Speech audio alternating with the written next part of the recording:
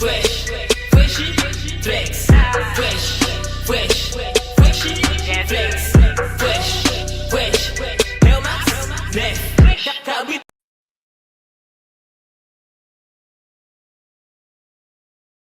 You cannot. Okay. Holy Spirit, You better do it, Lord. Holy Spirit, You better get them, Lord. Holy Spirit, Before I get them, Lord. activate, Hey. activate. Let's go. Holy Spirit, activate. Oh no. Holy Spirit, activate. Okay. Holy Spirit, activate. Okay. Activate. Hey, hey. Let's go. They say I ain't saved cause I cuss a little bit. But you're the only judge that I need and that's it. They always in my business cause they say I backslid. They read the Holy Bible but they ain't applying it. So Holy Spirit activate. If you do it right now, that would be great. I ain't trying to smack this chick in the face. Don't you see me down here trying to change my way. So Holy Spirit, you activate. better do it, Lord. Holy Spirit, You better get them, Lord. Holy Spirit, Before I get them, Lord. activate. Hey, hey, hey. You cannot. Okay. Holy Spirit, You activate. better do it, Lord. Holy Spirit, You activate. better get them, Lord. Holy Spirit, Before I get them, Lord. activate. Hey. Activate. Let's go. Holy Spirit, activate. Oh no. Holy Spirit, activate. Okay. Holy Spirit, activate. Okay. Activate. Hey, hey. Activate. Let's go. They say I ain't saved cause I cuss a little bit. But you're the only judge that I need and that's it. They always in my business cause they say I backslid. They read the Holy Bible but they ain't applying it. So Holy Spirit activate. If you do it right now, that would be great. I ain't trying to smack this chick in the face. Don't you see me down here trying to change my way. So Holy Spirit, you activate. better do it, Lord. Holy Spirit, activate. You better get them, Lord. Holy Spirit, Before I get them, Lord. activate. Hey, hey, hey. I was coming. Today was a celebrate. So chill out. Today was a celebrate.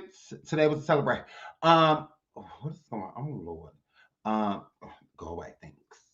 I love you guys. Came for an update and some other good stuff. Well, not good stuff. But we're gonna talk about some other stuff as well. Hello, everyone. Oh my goodness, I love y'all.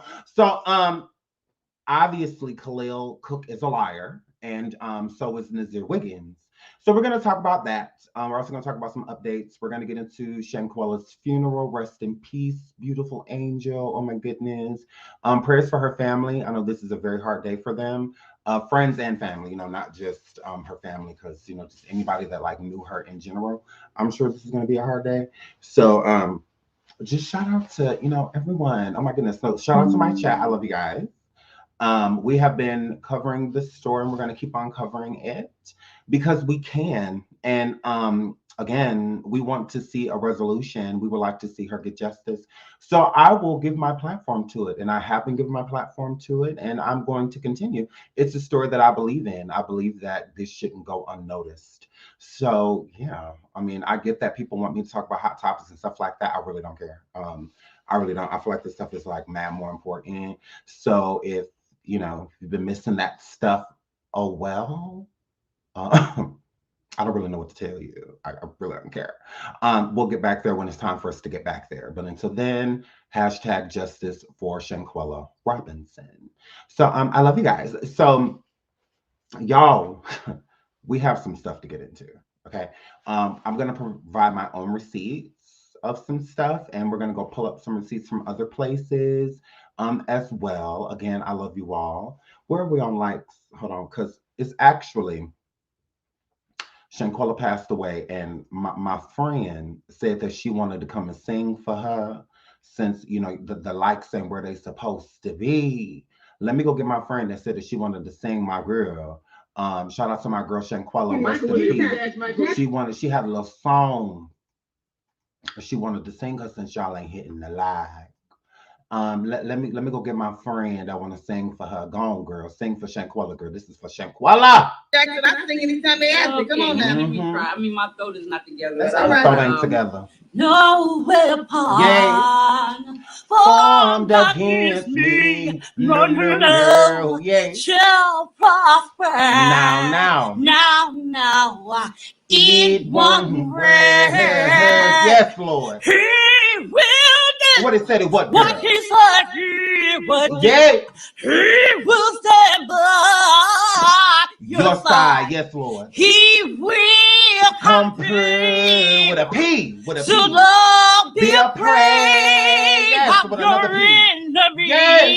He'll hold you to the what? He'll What, hold girl? you through Yes. the day. Yeah. Ooh, that was wonderful. Ooh, that was wonderful. Thank you, girl. Thank you, girl. Is y'all hitting the like? Because we could get the remix. Now hit the like button for the free.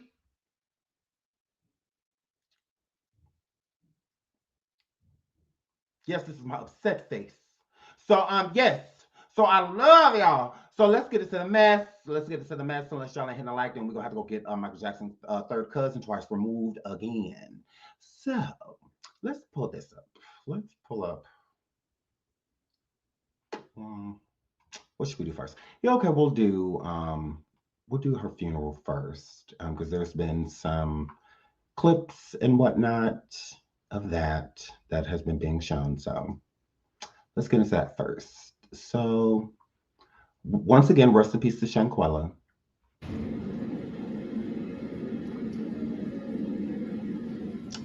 Her funeral was packed. Absolutely jam-packed. Let me turn that off so you guys can hear me. But her funeral was absolutely jam-packed. A lot of people came out to support Shanquella. Her casket was beautiful. It was multicolored, like a rainbow type of casket. Let me pull that up because it was beautiful. I believe the limousine that the pallbearing limousine, I believe that was the same color. But look at the white horse. So white and pink horse. Well, the saddle on the horse was pink and it was a white horse.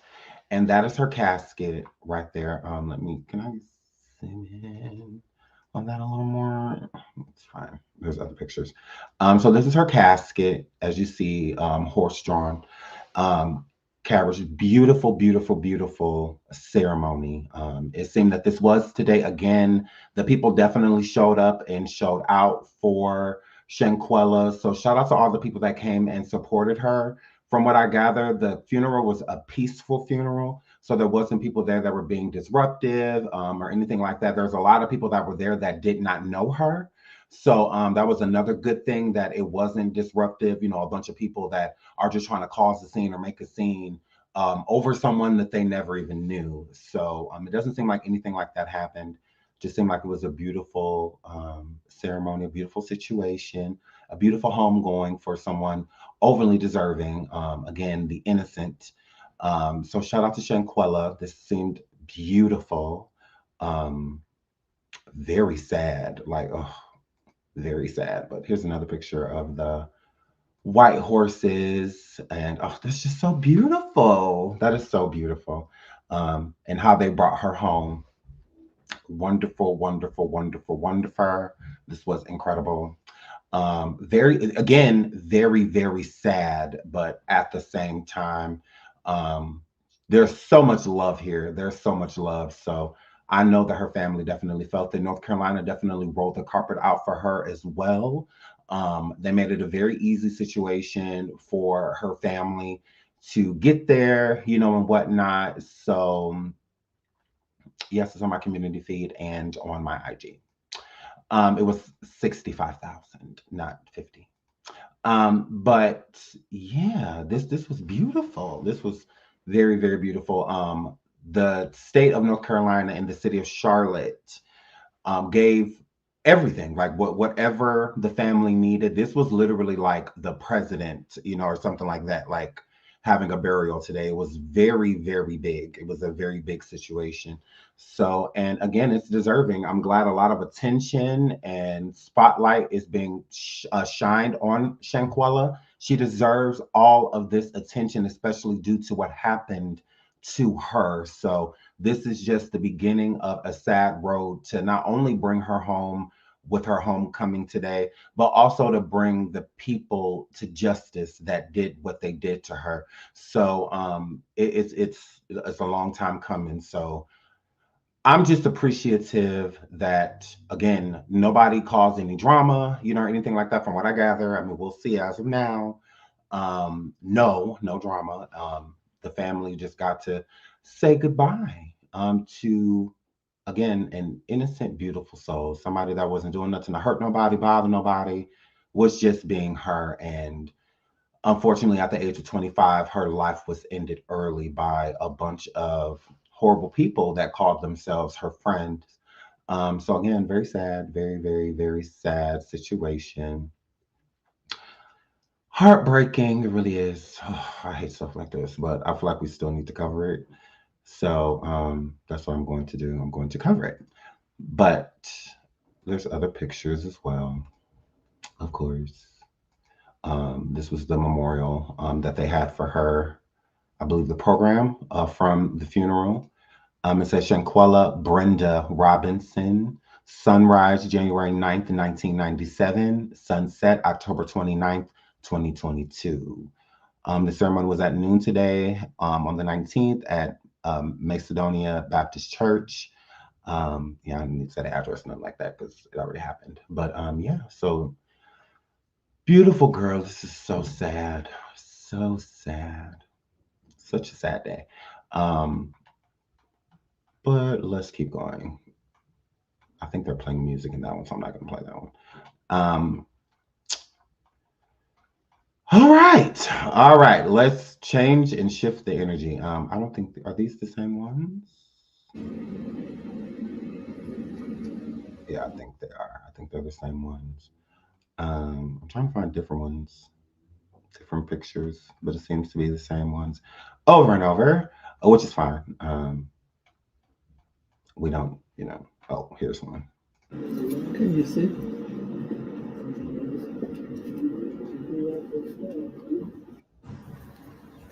This is the Can you see? horse-drawn carriage.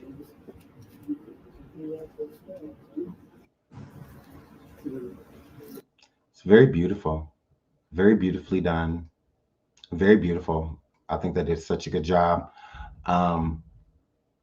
with, and in such a short time. It's just like, wow, they got this.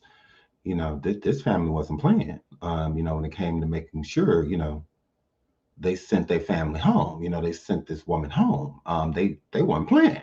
So shout out to them, because I'm not going to say a short time, but it took them 2 weeks almost to get her body from Cabo back to Charlotte. So yeah, I mean, they got this together. This was a situation. And again, very sad. She's only 25 years old. So to have to do all this for a 25-year-old, it's a lot. It's definitely a lot. Somebody that was just basically starting to see what life offers, especially at 25 years old, you're finally starting to get a grip of who you are, and where you want to go. And it's unfortunate hers was cut so short, while she was doing so well in life, already, participating and living her dream. It was snatched away from her. So that's very, very, very unfortunate. So again, God bless her and her soul and her family, her real friends, the ones that were back in Charlotte that would have never let anything like that happen to her. Prayers to those people. From what I can tell you, none of the people in Cabo, none of the Cabo 6 went to the funeral. Not one of them. That's another reason, because that's why I was looking for the disruption and chaos and corruption. Because I knew if they would have came, any one of them, then I knew it would have been a problem. If they are so innocent, Khalil, why were you not at the funeral? Khalil, Nazir, why weren't you at the funeral? Why weren't y'all at the funeral? Y'all didn't do nothing wrong. It was alcohol poisoning. Why weren't you guys at the funeral? What happened? I'm confused. Wasn't alcohol poisoning? So you guys are all innocent, right? So why weren't you guys at the funeral? None of you. As far as per reports, none of the Cabo 6 were at Shanquella's funeral. None of them. But y'all all innocent. Nothing happened. There was no altercations. There was no fighting. There was none of that. She just drank too much. Then why y'all ain't there? I don't get it. Now, I do believe some of them were in the cut. I do believe some of them probably made it as far as close to the parking lot. But none of them had the cojones to go in. None of them. None of them paid their respects. All of them are cowards and will wait until this girl is buried and then privately go and try and pay their respects. I feel like that's crazy. Again, none of you did anything, remember? All of you are innocent. So there was no reason for none of you guys to go. All of you should have went. In my eyes, all of you should have went. But when the guilt has taken over and all of y'all are weasels, snakes, cowards, of course you wouldn't show up. Shout out to Right Checks Media. Oh, no problem. I'm going to keep covering it. Thank you for being here. Thank you for supporting. Thank you. Thank everyone that is here and that supports this cause and wants to see this young lady get justice. But yes, shots Cassini T. None of them were there per reports. There were no sightings of any of the Cabo Six. None of them. Absolutely was done in the dark. No, absolutely. And this show, this is the light. This is the light, because in moments to where they should be showing face to prove that they had nothing to do with what happened to her. Again, if you're innocent, there's not a problem for you to show your face. Why are you not at this funeral if you're innocent? That's what I don't get. Khalil, you're the best friend. She meant so much to you. Hold on, because I'm getting upset already. I'm getting upset already. Hold on, y'all. I'm getting upset already. It's happening. It's happening. This is my nightmare. I'm getting upset already. I'm getting angry. I can feel it. It's gonna cry. It's gonna cry. So okay, who's this? During today's service, okay, Charlotte. Okay, Tamika D. Mallory. She is an activist in Charlotte, and she was at the funeral. Let's get into what she had to say. People putting pressure on the entire system to do what is necessary to get justice for this young woman. And you made a promise to her. I sure did. I mean, my promise is that I will be here. I know that people expect us to go home. They expect us to stop talking about this and to sort of run out of steam, but we won't. And there's an entire community, as we saw today with the amount of people who showed up. I met women from Newark, New Jersey. We came to ensure that there is enough people putting pressure on the entire system to do what is necessary to get justice for this young woman. And you made a promise to her. I sure did. I mean, my promise is that I will be here. I know that people expect us to go home. They expect us to stop talking about this and to sort of run out of steam, but we won't. And there's an entire community, as we saw today with the amount of people who showed up. I met women from Newark, New Jersey. We came to ensure that there is enough. So Tamika is reassuring the community that we are here and we ain't going nowhere. We're going to make sure that this girl gets justice. We're going to make sure that this is screaming. People are going to scream this from the top of the ceilings, from the top of the buildings. We are going to get this girl justice. This community that showed up today definitely showed that they're in full support and doing anything that they can to make sure that these things happen. And shout out to Tamika. She's beautiful. Tamika, you are absolutely gorgeous. You are absolutely gorgeous. You're amazing to look at. Can I work with you? Help me help you. Girl, you're beautiful. And I want to work for you. Well, pro bono, girl.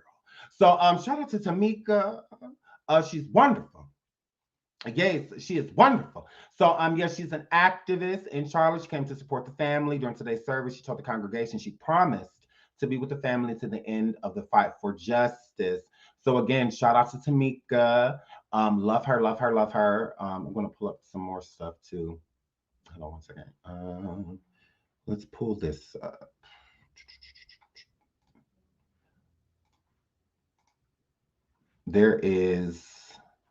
This is inside of the funeral. And this is a cute board that they made of Shanquella.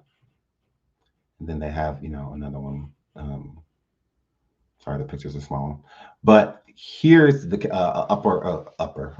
up close picture of the casket. It was so beautiful, so beautiful. So yeah, again, shout out to her family. Again, very, very, very sad day for this family. Um, there's another program too from the funeral. Just very, very, very sad. Very sad day.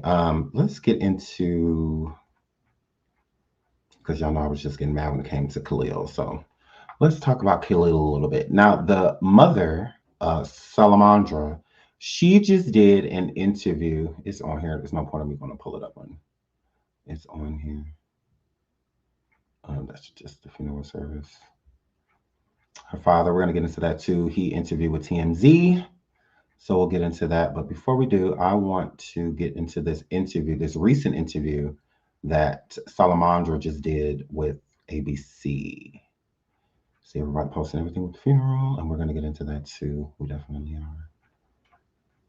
Right here. Is this it? No, that's just the 31-second one. I want the whole thing. It's like 4 minutes long. We're coming up on it, guys. We're coming up on it. So while I look for that, I would love to hear in the comments what you guys think of the funeral. Again, they need to stop sharing that video already. We get it. It's like we get it. Stop sharing. Okay, so it's coming, y'all. I promise it's coming in. It's coming. Because I'm going to make a phone call right after that. So I need to get that ready while we listen to the interview. We have a phone call right here that we need to make. So for joining us now, because I can only. Let's get into this interview. So Shanquella's mother, Salamandra, did another interview. They're showing bits and pieces, I should say. She didn't do another interview. It's just she interviewed, and the CBS News, they cut it up, into different segments. So was it open casket? I have no idea. That's a good question. But I have no idea if it was open casket. Shout out to the 2,000 people in the building. If you could hit the like, please, I will surely appreciate that. So fair use, we are going to listen to Shanquella's mother, Salamandra, state a little bit more information about what happened that unfortunate night that her daughter passed away. So let's get into that.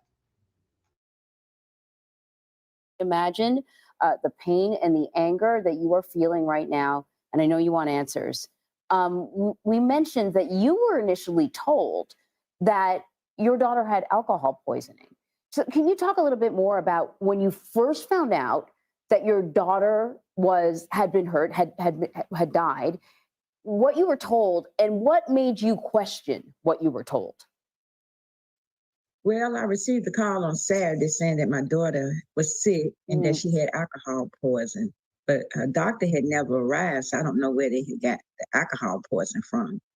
So at that time, they said a doctor was on the way to examine her, and she wasn't responding as they told me. Said she was resting a little bit, but she wasn't all the way responding as normal. So I told them to keep me informed, and I wanted to know why they couldn't take her to the emergency room. They said because they needed $5,000 cash to be seen in the emergency room. And I said, well, she has insurance. And they said they didn't take insurance by being out the country. It was a little different. So at that time, I told them just keep me informed, and they did call back, but they still saying it was alcohol poison. So by later on that evening, they called and said that Shanquella had passed. And at that point, it just took my heart, crumbled up, just knowing my child was gone, and I couldn't get there to her, could not do anything. And they said the medics came, 3 medics came, and no one couldn't do anything, couldn't save her. But I believe Shanquella was already passed, had already passed. But later on that next day, I got a call saying that they was over there fighting Shanquella, saying they don't know why they was putting on alcohol poison, say Shanquella, they was jumping on her. Who called you? And these were the friends that she was with. So the friends that she was with said it's not alcohol. They initially said it was alcohol poisoning, and then they said no, it's not. There was a fight. There was a fight. This was a phone call that I received that it was a fight. So the video had to be out before they actually come back to Charlotte. So there's a video on, for people that don't know, there's a video that surfaced on social media that's very disturbing. You've seen this video, I know. Did you get a call from the police at any point about what they found? Oh, I never received the call from the police saying what they found. Or an autopsy, anything like that? Later on that week, that Thursday, we received the call.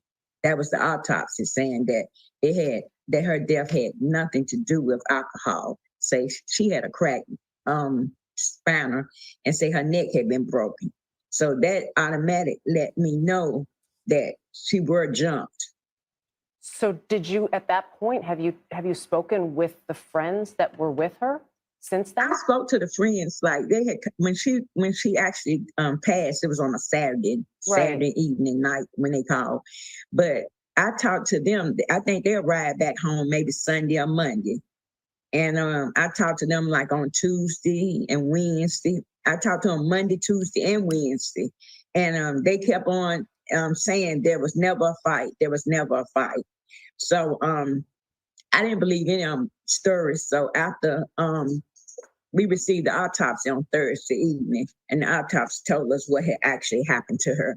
And so that took it to a whole nother level because, they're saying that it was alcohol, and alcohol was not the cause of her death. Yeah. They jumped on her over there. And if you see the video actually shows that she was not fighting nobody back. She didn't even have a chance. All of them sitting there looking, no one sat, tried to stop it.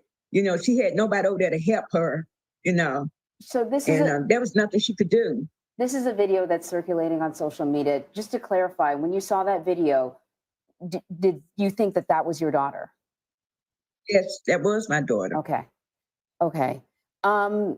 Did the friends talk about the video? Did they acknowledge the video in any way? No, never.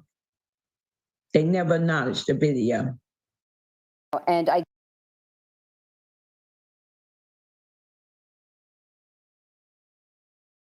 Okay, so we're gonna break a couple things down when it comes to this video.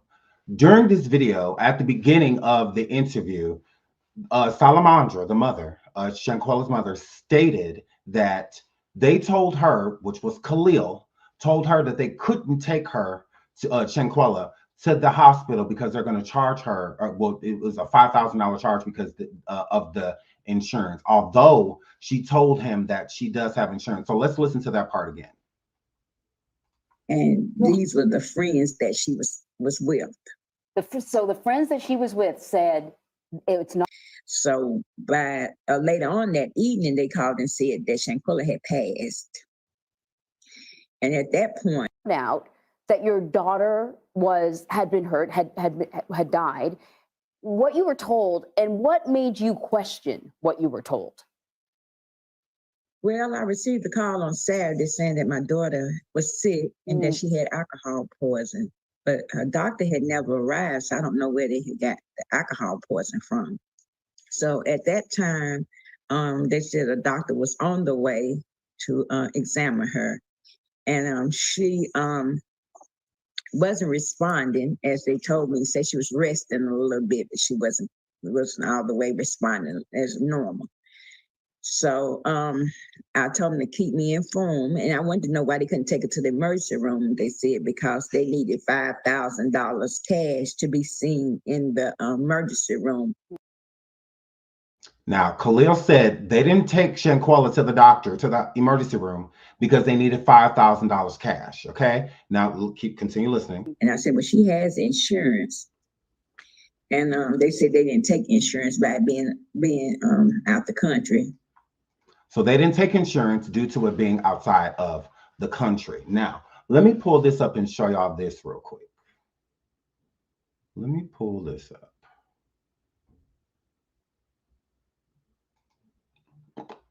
So what we're looking at right now is where they were. Okay. This is the exact, right? Okay. This is the exact address. The address to the Cabo Villa that they were at was, I believe it's 567 Auto Center Drive, Watsonville, California. Okay. Was where the villa is and where they were, and the airport is only about 15, 20 minutes away from the villa itself, right? So in that same villa, in the area that they were in, not too far, there is a community hospital.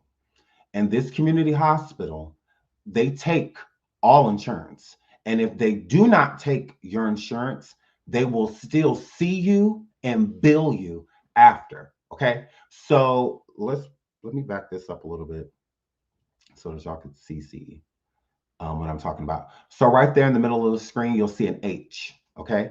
This H is right here next to Watsonville, and it's not even next to, it's in Watsonville because it's called Watsonville Community Hospital, which is not too far from where they were. All right. It's not far. It really is not. So they said that they didn't accept insurance and that, let's just call them right now. So their phone number to Watsonville Community Hospital is 831-724-4741. Let's give them a call.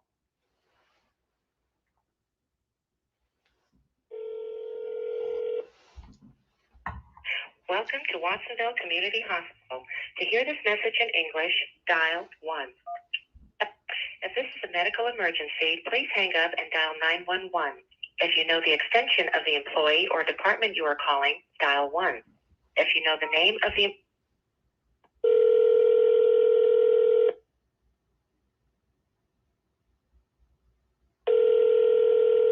Watsonville Hospital, Penny, let me help you. Hi, can I be connected to billing? Billing is not open on the weekends. Okay, no problem. I just have a quick question that you may be able to answer. Okay, I can try. What's your question? Okay, so I am not from here. I'm coming from the States and whatnot, and I'm here on vacation. If I had an injury and I needed to come there, I do have insurance, but do you accept, if you don't accept my insurance, what is my other option? Do I have to pay cash up front, or would you? Let me give you the ER registration to answer that. Okay, Hold on. thank you. Hospital. We are... Let's get down to the nitty gritty. Do I got to pay $5,000 to be seen? Let's see. Hi, so I'm calling. I just have a quick question. If I have insurance, but if you do not accept my insurance or have the insurance in your area, would you see me and bill me, or would you bill me before you see me? We'll see you and then bill you. Okay, so if I have insurance and you see me and then you bill me after, can my insurance still take care of that? Yes. Okay, so again, if I come into you, do I have to pay any cash or anything like that in order to be seen? Depending if it shows that you do have an out-of-pocket copay, Okay. you only would be paying that. So I will only be responsible for the copay if there was any income to come up, any money, finances at all. Yes. So that it would be just the copay that from my insurance. So my insurance would still be covering it, but I would just pay the copay my insurance makes that I'm responsible for. Yeah, that you're responsible for. Okay, thank you so much. You're welcome. Bye. Khalil, you're a liar. Khalil, you're a liar. You're a liar. This hospital, where they were, is in Watsonville, California, was where they were. This is Watsonville Community Hospital. Okay? Okay? And we could call them all. Give me all of their numbers. Give me all of the numbers, because I called 2 other hospitals earlier, and I have their phone numbers too, 831 area codes. I have their numbers too. That is a lie. Khalil told her mother that they had to pay $5,000 in order for her to be seen. That is bull. So even, again, I'm like, your insurance is going to cover, like, no matter what. I'm like, that still does not make sense. I'm like, they're making it seem as if Mexico is a place that has nothing. It's just dirt. Like that's all that's there. They don't have any computers or anything. No, that's a lie. If you have insurance, it follows you. It goes where you go. And again, they said, even if you didn't have insurance, we would still see you and bill you afterwards. So that is a total lie. They would have seen Shanquella. Y'all were hiding what happened to her. So that's why y'all did not take her to the emergency room, Khalil, best friend, liar. Because this is the closest hospital to them. This would have been the closest hospital. Watsonville Community Hospital would have been, or community, whatever, clinic, either clinic or hospital. This would have been the closest. Actually, let me pull this up. Let's zoom out right here. Hospital, Watsonville Community Hospital. Right there. That would have been the closest place for them to take her. Hair flip. That simple. If you go and look up on Twitter, I'll pull it up right now. Hold on. I'll pull it up right now. You understand? I'm the word. You don't know me. I'll come with a receipt. I'll come with a receipt. If you pull up on Twitter, they doxed the Cabo destination that they were at. Let me pull that up so I can show y'all that. So I can show y'all that the guest list with all of their names on it and them signing in at the top is the address. Hold on, let me pull it up so I can show y'all. Because I'm not making anything up, Khalil. There's nothing to make up on you. Nothing. Let me pull this up. Y'all know it's a lot. Hold on, let me pull this up so I can show y'all. Because they doxed it and they put the actual document out there. I have a picture of it, but that's on my phone. Hold on 1 second. I'm gonna pull this up. I'm going to pull up the Airbnb document where all of them signed in at Cabo Villas, because that's where it was. That's where it were, at Cabo Villa. And I'm going to read y'all the address. That's at the top of it. And I'm going to pull it up so y'all can see that I'm not making anything up. I didn't go pull, because that's how, the Nazirs and the Khalils, are there making it seem like we just making up everything that we say. Oh, they're just making it up. Oh, they're just making, no, nobody making that up. You made up having to pay $5,000 in order for that girl to be seen. You made that up. I didn't make that up. That's not my lie. That's yours, nigga. So, yeah, I'm gonna need you to get with that. Hold on, we're almost there. We are almost there. I'm gonna pull it up so y'all can see it is not me. Right here. Bam. Bam. Let me pull this up real quick so y'all can see it for yourselves. This is the document from Cabo, right here. At the top of the document, it says cabovillas.com. At the next line is their phone number, their fax, and the address. It said right there, I believe it's 567 Auto Center Drive, Watsonville, California. Okay? California. There's no reason to lie. No one is lying. So at the top of the form from Cabo Villas, where they all signed in, you see Khalil Cook's name is on it. Malik Dyer, Winter Donovan, Shanquella Robinson, Alice Hyatt, Dejanay Jackson, and Nazir Wiggins. All of their name is on this form. Okay? All of it. Okay? Now at the top is the address, which is 567 Auto Center Drive, Watsonville, California. Sorry, it's in small print. So again, now I put in that same address right here. All right, make it bigger. The same address. So this is where they were staying, where the point marker is. Now let me get rid of that point marker. Now let me zoom out. Ooh, this is zooming in. Let me zoom out. Zooming out, the closest hospital would be here. Watsonville Community Hospital.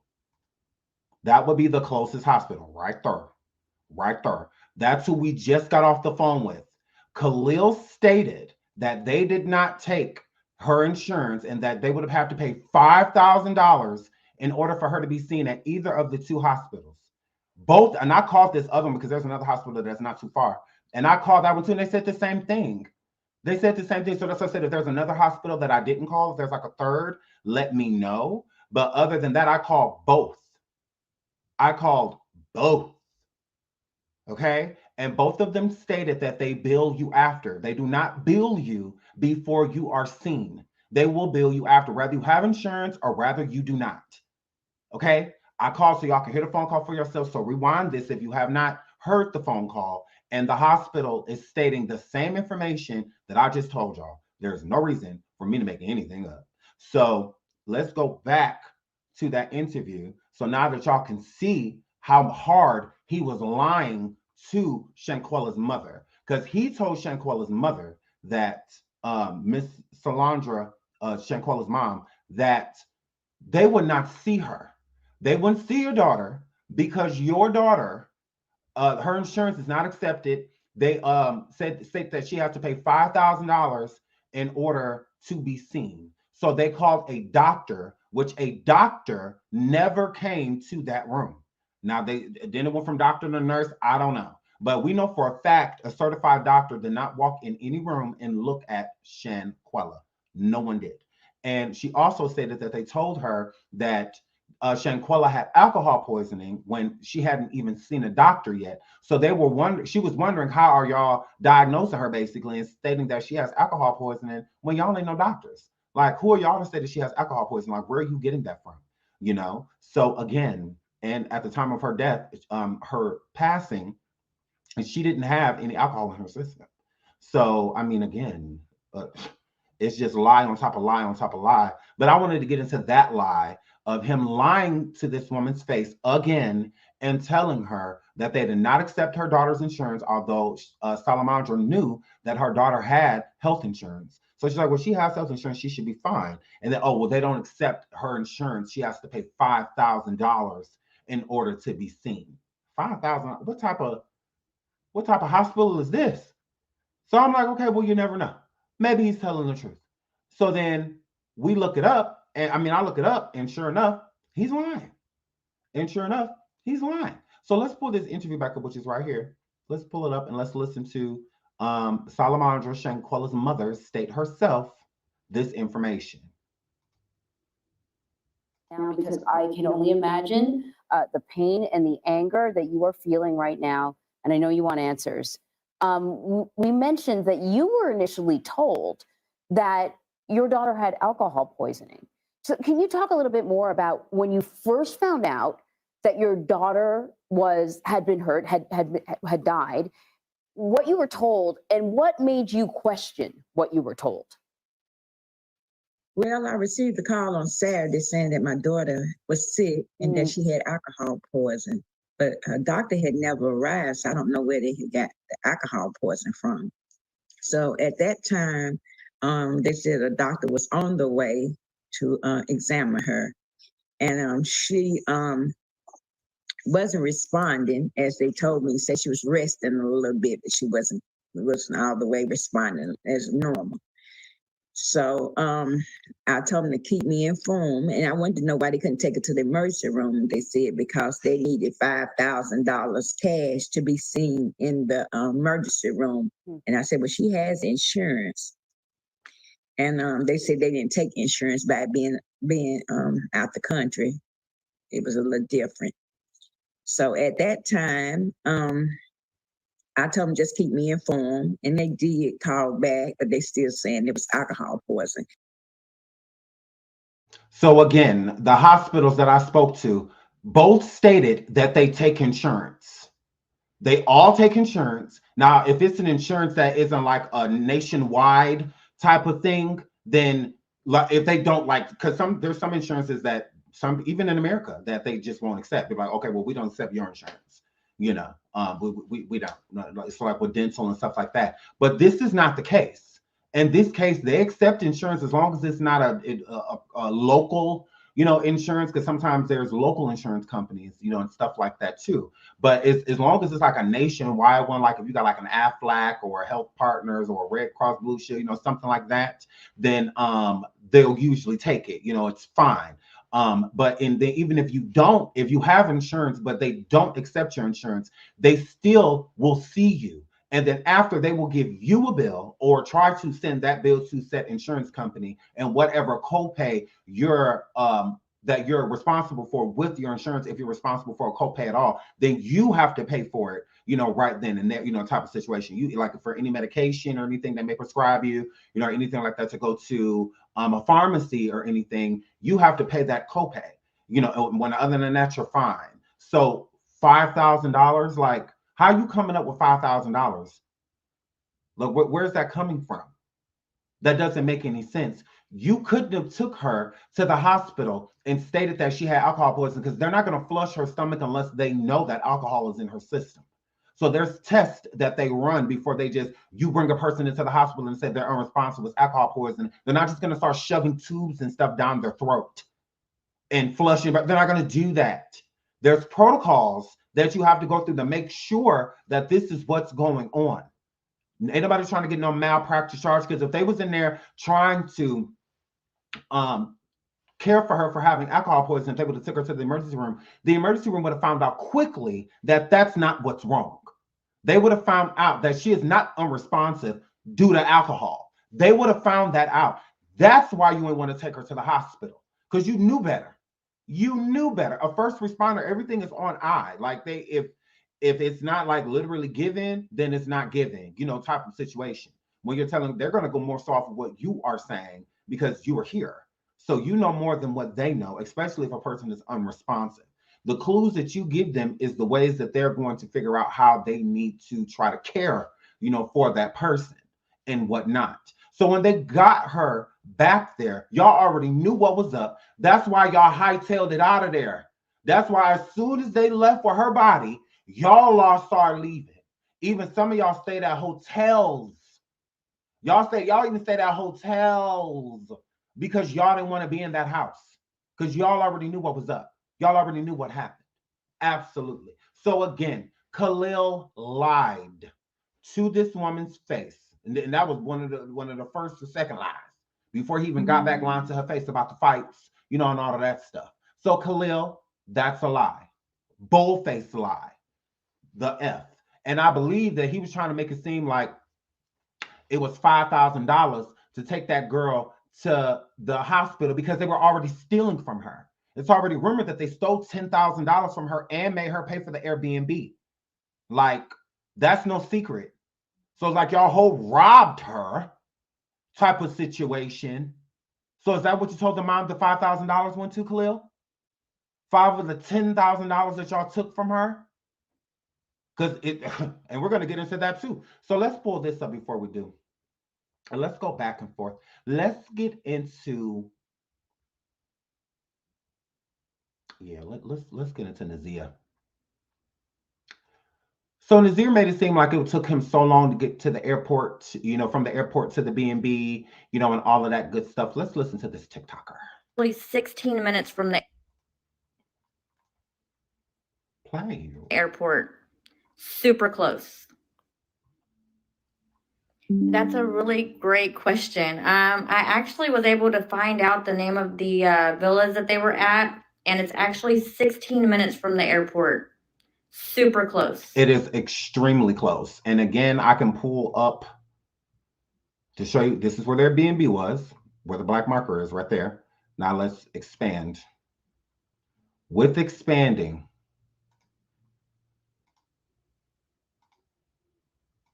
let's expand that. The airport, Watsonville Municipal Airport. Right here. Right here. The hospital and the airport are right neck and neck. Neck and neck. The hospital and the airport are neck and neck, right here. If my cursor was on the screen, it should be right here. Neck and neck. Freedom, Watsonville Municipal Airport, Watsonville Community Hospital. Right by each other. Right by each other. Like they're like neck and neck. They're neck and neck. They absolutely are. So again, there's no reason. There's no reason that she. And then he's again, oh, it took me so long to get there. No, and then also, let's get into his plane ticket, because that second ticket is fake as far as I'm concerned, because he still has not proved that it was real. So let's get into his plane ticket. He said he didn't make it there until Saturday, which he's not. I mean, technically, he's, from what I gather, he's in Fort Worth, Texas, at 10. This is the flight log from October 29th, the same flight that he was on. And it clearly shows he arrived at 12:23. He had me fooled at first. I literally was, taken up for him. I'm like, there's no way if he arrived at 2:30 that he could make it to the house by the time she had passed. But he was there. And the fact that he's lying about it further indicates that he was involved. Dallas, Fort Worth, Texas, at 10. This is the flight log from October 29th, the same flight that he was on. And it clearly shows he arrived at 12:23. He had me fooled at first. I literally was, taken up for him. I'm like, there's no way if he arrived at 2:30 that he could make it to the house by the time she had passed. But he was there. And the fact that he's lying about it further indicates that he was involved. Dallas, Fort Worth. I was confused because I thought he said he made it there at 12:23 a.m. I thought he was there at 12:23 a.m. But p.m., I mean, she's still right. He was still there. I mean, he make it seem like he just wasn't there at all. He came after 3 o'clock. That's not true. He did not come after 3 o'clock. He did not. That is not true. Hold on, your comments. I thought he said 3 p.m. Didn't he say that right here?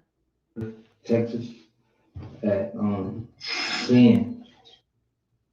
Hold on. Dallas, Fort Worth, Texas, at 10. This is the flight log from October 29th, the same flight that he was on.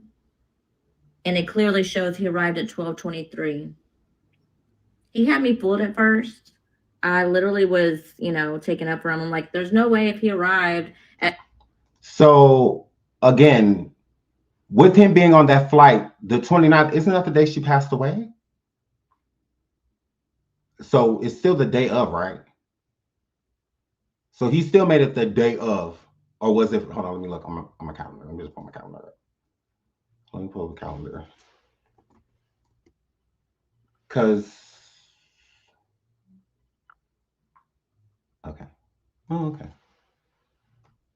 Yeah, October. Just pull up, all right. Okay, yeah, so he made it there Saturday. Okay. Let me read y'all comments.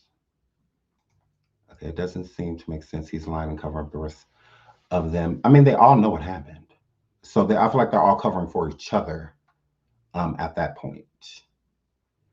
Mexico is a different time zone. 2 hours behind, correct? I mean, depending on what coast you live on. But it's 2 hours behind, correct? Isn't it 2 hours? But she died at 3 p.m. But why? But we wasn't. We was there either way. He was there either way. Right. Again, he did say 3 p.m. on that live. Okay, let's pull his live back up, y'all. Let's pull his live back up. Okay, and okay, I need to pull this back up too because y'all are right. This okay. With the Cabo maps. Okay, I need to pull this. I'm going to pull this back up, the Cabo maps, but it's the same difference. I mean, they are all still close. Like, hang on, I'm pulling up. But they're all, it's still really close. Like, it's still the same thing. There's really no difference, but I'll still pull it up for those people. Again, there is no hospital that was there that did not accept insurance. And there's no hospital in Cabo that would have told them no. They would not have refused service, no different than the first responders getting there. Yeah, that's not proving a point, basically, is what I'm saying. Either way, with the first responders, they didn't pay the first responders $5,000 to come. So the point is not like, so that's I will, because that is the wrong map. I will pull up the correct map, but it's like time frames and space wise, it's still the same thing. So it's not far. At the Cabo airport, there is a hospital nearby. Like, it's the same thing. So it's not like I'm going to put it up and there's going to be a hospital 48 miles away. So, Sean, they would have had to. No. Just like they didn't have to pay the first responders $5,000 to show up. Like, here, flip. Like, they didn't pay them anything. They showed up for free. So it would have been the same thing if they would have sent them to an emergency room. That's what an emergency room is for, emergencies.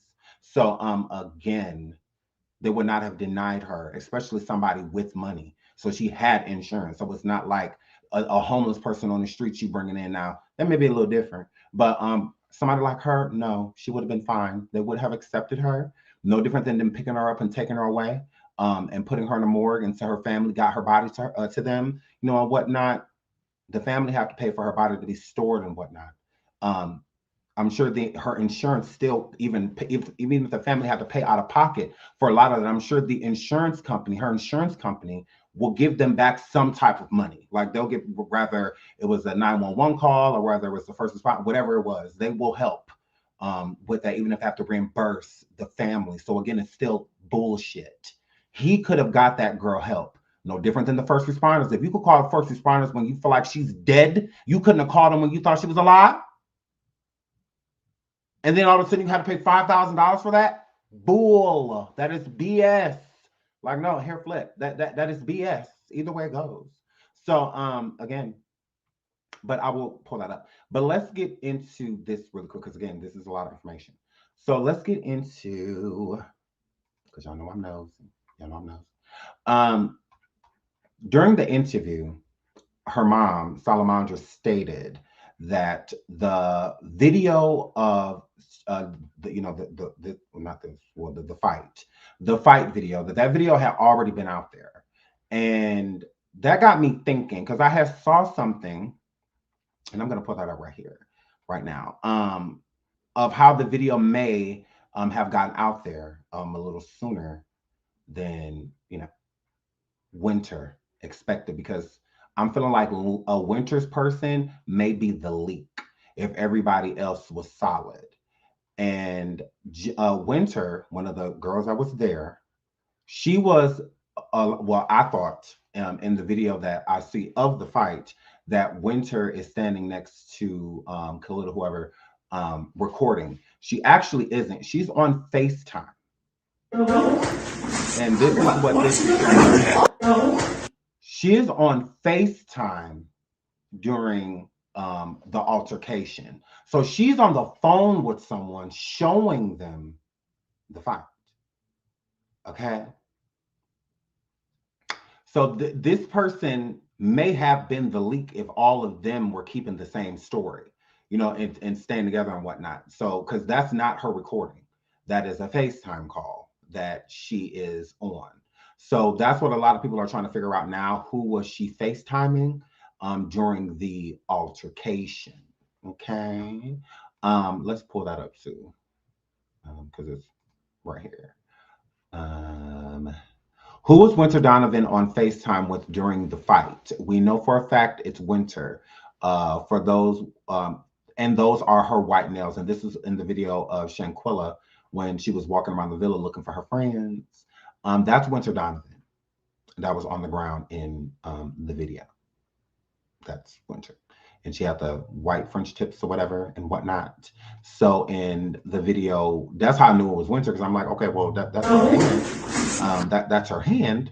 But I thought she was recording. I didn't know that she was on FaceTime.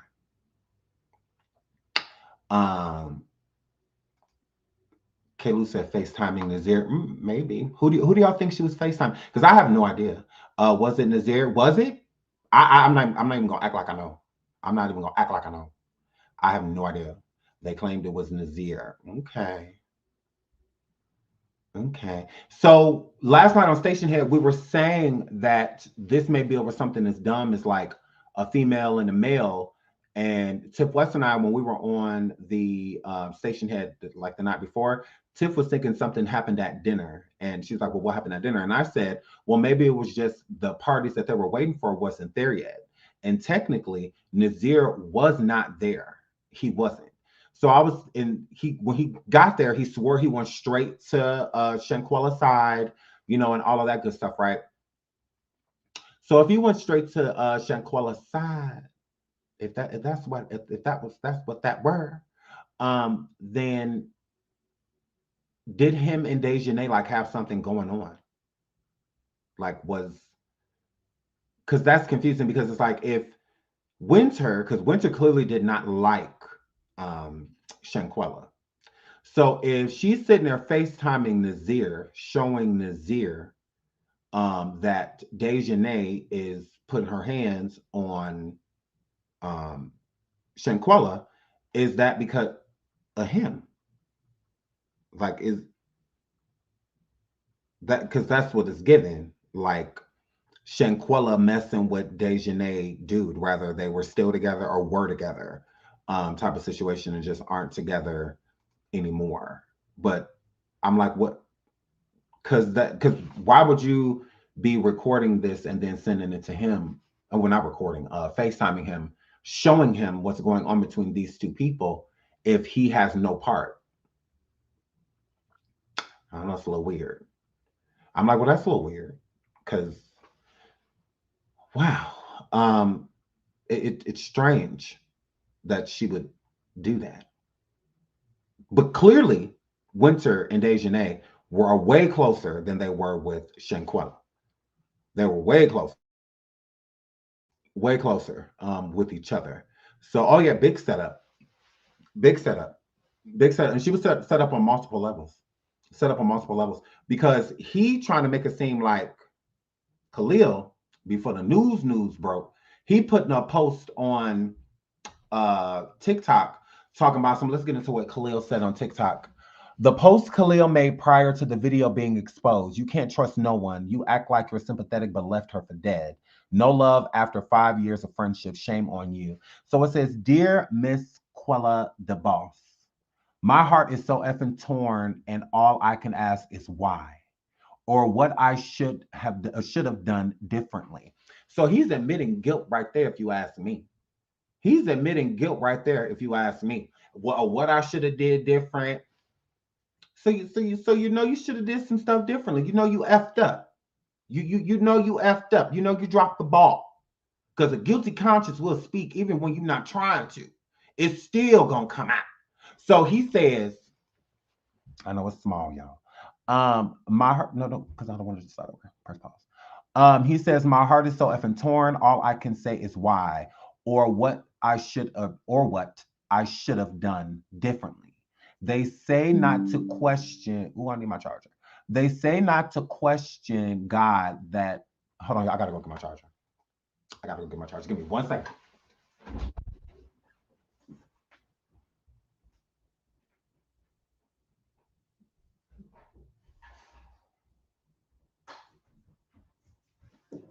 Okay, I'm back. I just gotta plug it in.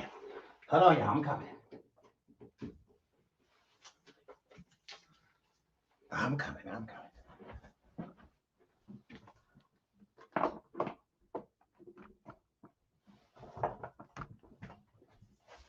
Okay, now we're all good.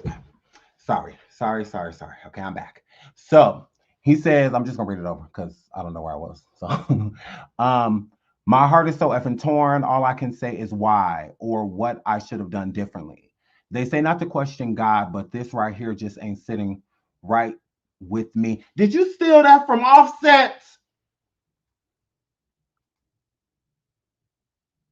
Oh, he plagiarizing. No, that's what Offset said to Takeoff. No, you're plagiarizing. No, he stole it. No. No.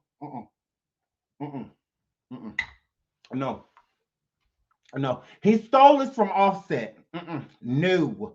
He stole it. Because I remember Offset saying it because that made me sad. I remember that. Court Chronicles says, hey, Sean, there's also no word where her purse or wallet. Ooh, but Nazir brought back her. No, that wasn't Nazir. That was Khalil. Her suitcase and luggage. How could they afford to buy last-minute flights internationally and came home? Allegedly, they used $10,000 that they allegedly stole from her to do so. He stole it. Thank you for the super sticker. I really appreciate it. Hold on. Okay. So no, he stole it, y'all. No, because I remember that. So he said, he took off that line and said, they say not to question God, but this right here ain't sitting right with me. He stole it. What am I supposed to do now? Who do I talk to about my business plans? That's all she was worth? Is that all she was worth? And then, because she had a successful business that all of y'all was jealous of, He says, when I just wanna up and get on a plane, who's going with me? Not me, not me, not me, not me. No, ma'am. People don't come back with troops with y'all. Oh no, people don't make it back. Oh no. People don't make it back. Don't y'all take no invite from him nowhere. Everybody does not make it back. A fair warning. Shout out to Core Chronicles. Thank you so much, sweetie. No problem. Again, I feel that she deserves justice, and I'm going to be around here, and I'm going to talk about it until she do. Until our last live about us finally saying that the girl got justice. Then we'll be done talking about it. But until then, I'm gonna keep on talking about this. I sure am. See, one posting now when I get up, I just want to get on the plane and go. Who's coming with me? We've been doing this ish, man, since 2014 type. We have so much more to accomplish together. Oh, I'm getting angry. I'm getting angry. I'm getting angry. Oh God. I literally just asked you the other day, when I get rich, what car you want? And you said an MF and G wagon. Whoa, whoa, whoa. I ain't your man. Such a genuine soul, beautiful and strong-minded individual, gone way too soon. Love you. This is dirty. This is dirty, dirty, dirty, dirty. Mm, mm, mm. Mm, mm, mm. 3 people just died in Mexico. Not only that, did y'all, there was also in Mexico, I believe that was in Cabo, the people, and I believe they were from North Carolina too. They passed away due to a gas leak or something like that. They all ended up passing away like in their sleep, I think it was. So yeah, in Cabo. But yes, I saw the foul play, absolutely foul play. Just evil, right? Just evil. Well, was he high when he composes it? He had to have been, because girl, carbon monoxide, yeah, crazy. Yeah, that story was crazy. The devil don't have no feelings. No, he absolutely don't, because how can you sit here and say all this knowing what you know, doing what y'all did? Like, that's evil. I would rather a person say nothing than be saying stuff and doing stuff like this, than be saying and doing stuff like this. He posted this. They said this post, the post Khalil made prior to the video being exposed. You can't trust no one. So this was right before the video went viral. This was right before the video of her over there, of the video of the fight. So before that became viral, he was still basically trying to make it seem like he cared. But ever since that video went viral, they're all quiet now. You know, they're all basically in hiding. So that's all that what's going on right here, is just that they're hiding. And before the truth came out, no different than him visiting Salamandra, Shanquella's mother. He visited her until the autopsy came back. When the autopsy came back and stated that her neck was broken and that her spine was cracked, he stopped coming over. He ain't been over there since. He ain't called nothing ever since that truth came out. Absolutely. Absolutely. Did y'all see the woman online said Nazir SA'd her and took pictures to or something like that? Girl, you talking about this?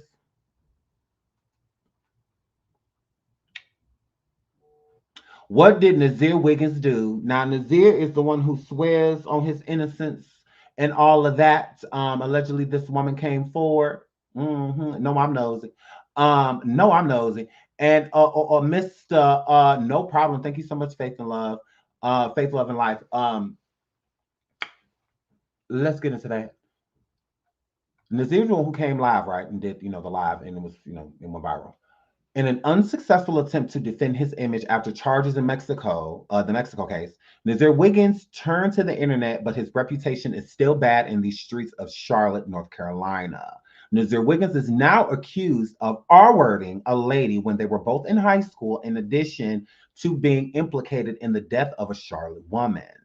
Rihanna WC continued to tweet about the incident, claiming that on October 17th, 2013, Nazeer had taken pictures of her engaging in sexual activity with her then boyfriend and warned her that this is going viral if she did not perform on or for him.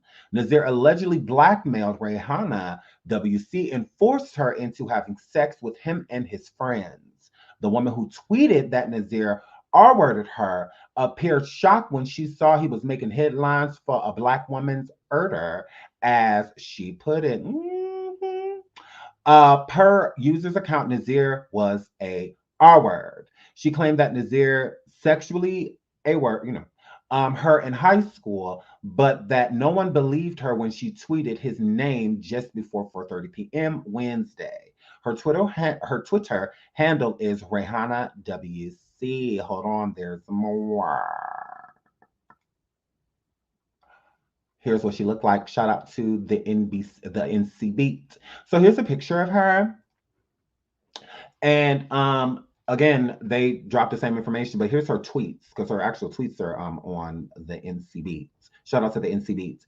Nazeer Wiggins was my R-word in high school, and nobody believed me. Years later, he's wanted for participating in the murder of a black woman. Believe us the first time, but there's more. She says here, but just know I stand on everything I said.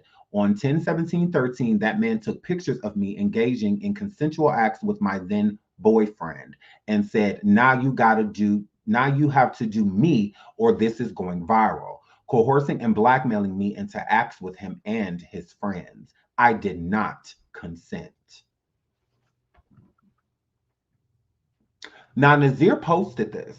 He reposted it, and he wrote now this, and he said something about like he's not speaking on it. Basically, he's like, I'm not about to defend it, type of situation. I'm not coming forward and giving people what they want. So as far as I'm concerned, he's not saying she lied. He did not say that. He did not say this is a liar, blah blah blah. He didn't say. He did not. So I believe there may be some validity to what this woman is saying. She said, I've been saying this since 2013. Like, this is nothing new. This is not like I'm just saying this because of what's going on. She noticed his photograph from the situation of what's going on. I mean, he's viral. And again, I believe her because the NC Beat is the one who really put those photos out of the people that were involved to make, put a face to these names. So again, I believe her. If she didn't know, because again, the pictures and stuff of people weren't really out there. And when the story of Shanquella came up, it was more so of just being the Cabo trip being discussed. The parties involved wasn't necessarily being discussed because again, there was no proof of foul play, besides of the story that they stated that she passed away due to alcohol poisoning. Then the autopsy comes back to the family and this story explodes all over again. And then that video surfacing really put the icing on the cake. So that's what it was like, immediate to get these people's names and faces out there. And that's exactly what social media did. So with that being said, I see it going around Twitter, his pictures and other, the Cabo 6 pictures going around. Boom. She says like, oh, that's our boy from high school. Like, yeah, he probably had a lot to do with this. I mean, look what he did to me. So then she comes forward and says her experience. It does not mean she's clout. She doesn't seem like she wants any clout or anything like that. She's a victim. And she's just stating her story. I've been saying this since October 17th, 2013, and nothing's changed. Like she said, I stand on everything I said. I'm not taking a word back. And Nazir did not come forward and state that she was a liar. He just more so said that he's not going to engage. He's not going to engage with it. He's not going to go back and forth with her. It's basically what he was saying, but he did not say that she was a liar. He did not say everything I heard come out of her mouth was cap. He didn't say that. If anything, I feel like he wants this to go away. I don't feel that he really wants to discuss it, wants to be brought up, on those type of charges. Because now with what's going on with, and I don't know if it's not the statute of limitation, but 2013 is about to be 2023, so that's 10 years in most states. The statute of limitation is 10 years.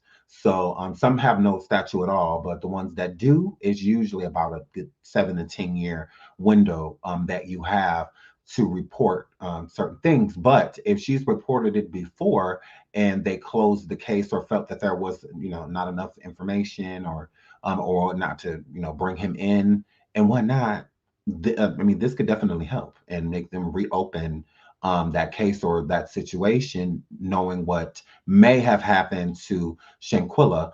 And with Nazir being there, who knows what happened to her? Again, who knows? And if you're somebody that does this to women, who knows what you would have did to her, especially if she was non-responsive. If she was unresponsive, who knows what you did? So again, he did not come forward and state that she was a liar. He did not say that. He absolutely did not. Okay, now I'm gonna pull this other information up. Until then, should I open up the panel? I probably will, but just give me a minute. So, because I want to redo the, because I have 4 different maps up there. So I want to redo that because, yeah, I want to show it's the same difference, like the location maybe, you know, because I was looking at different maps. But yeah, it's still the same thing. There in Cabo, there is a hospital that is extremely close to the airport. And not only that, where they traveled, there's multiple places that will aid you, hospital-wide, small clinics. You know, like there was plenty of people they could have called. Plenty of people. They did not call because they did not want their secret out. Their secret is that that girl was beaten into submission. They did not want that out there. Taking her to a hospital, there would have been proof that she did not suffer from any alcohol poisoning at all. I want to pull up also, let me pull this up, of them allegedly stating that they stole Khalil and others. Now, I don't exactly know who, but I know Khalil because he was the one who had the closest relationship with her. But they said, y'all, that they stole $10,000 from my girl, Shanquella. Girl, let me pull this up. I'm about to find it. They said that, and also shout out to the chat because I read that too, that they were not able to find her wallet and her purse. Those things. Now her clothes, that stuff was given back within the luggage, but her credit cards and bank cards and stuff like that, that stuff was not recovered. It was not. I don't know if somebody brought it over there later. I have no idea, but from what was being stated, okay, so I'm going to pull that up. I'm looking for it right now. That they allegedly stole $10,000 from her and paid for the B&B and updated their flights and changed their flights because changing your flight is not free. I don't know why people think that. But changing your flight is not free. So it's being alleged that they used her money to change their flights and all of that. Like, girl, are you kidding me? Like, how low can you go? Like, y'all ended this girl life, sat there and watched this girl pass away. And then not only did y'all make the Airbnb on her, y'all also like use her money as getaway money. Like, that is insane.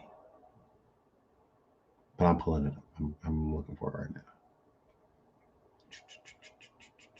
Because, you know, everything that we say, we're making it up, you know. Everything they say, they're making it up. They're lying. Okay. Alrighty. Well, let us lie in peace. Just like y'all got to sit there and lie in peace, let us lie in peace. It's coming, y'all. See a lot of information on here. But I was reading that earlier that they stole $10,000 from that girl. Mm-hmm. So it's like, not only is y'all putting y'all beat her, y'all robbed her, and then everybody swerving down how they were a friend. If y'all were a friend, why weren't y'all at that funeral? Why wasn't y'all at the funeral?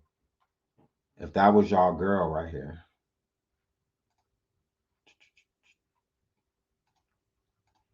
Let me pull this up.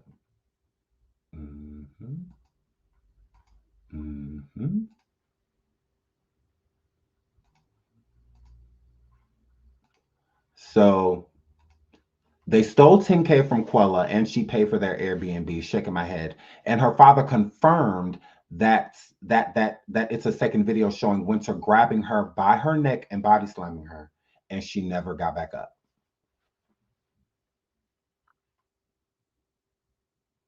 Mhm. Mhm. So with this second video of Winter body slamming her, do y'all feel like Winter is the one that should be charged with the M word? Or do y'all feel that her and Dejanay, because again, in the video, what Dejanay did to her, she was still alive. She did not pass away due to, from what it seems. It doesn't seem as if those were the necessary injuries that like took her right out. Because from what the autopsy showed, from like on the skeleton, the cracked spinal cord and the where the neck was broken were like near each other. So with them being near each other, that definitely could have happened from a slam. That definitely could have happened from her being slammed, especially if she never got back up after that. Because, you know, absolutely all of them, because they all moved her body. They all moved her body. They did, because once she never got back up, allegedly in the video, Winter slams her and she doesn't get back up. If she didn't get back up, then again, they all knew that it was not alcohol poisoning. It didn't have anything to do with alcohol. They were terrified that they sat here recording and watching these physical altercations with this girl, and they did nothing. And they did nothing at all. So since all of them did nothing and watched that happen, they all felt responsible, because they are. All of y'all are responsible. All of y'all. All of you. None of you said a word. Instead, y'all tried to protect yourselves.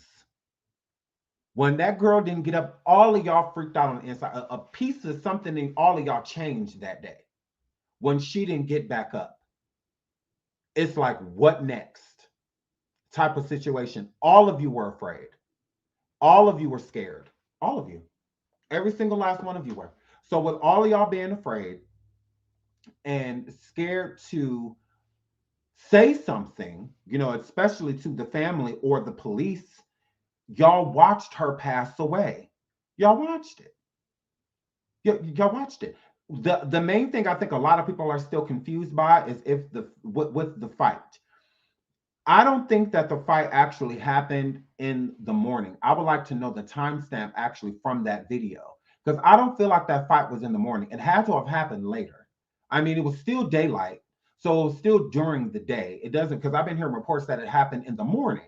So it's like, well, if right after that, if Winter, right after Dejanay actually, you know, was putting her hands on her and did what she felt like she needed to do to her, then how did it get to the point of, hold on, I'll need to screenshot this. Okay. How did it get to the point of, you know, the 15 minutes later type of, that's why I'm thrown off. Because it's like they saying in the autopsy, 30 or 15 minutes after her injury, she has succumbed to them basically. So she passed away 15 minutes after the injury. So it would have had to have happened later, that fight. I don't feel like that fight happened in the morning. I feel like, right, like towards the afternoon, you know, or something like that, because it was still daylight outside. But there's conflicting reports. You know, some reports stated that it happened in the morning, which again is confusing. Because if it happened in the morning, then how did she pass away 15 minutes later? If her death date is, or death time, I should say, is at 3 p.m. Because that would mean that if that fight happened in the morning, that she was attacked again around 3 p.m. So, yes, Deja did have on pajamas, but again, if somebody's waking up at, you know, 10, 11, you know, in the morning, her having on pajamas doesn't mean that it was 6 o'clock in the morning. It was 7 o'clock in the morning. It doesn't mean that. And Mexico is on a different time frame. So they're you know, behind in time. So, you know, that's another thing. So is it 3 p.m. our time she passed away, but in Mexico she died at like 1? Because I'm confused. I'm confused. I am. I'm confused by that. Right, early afternoon.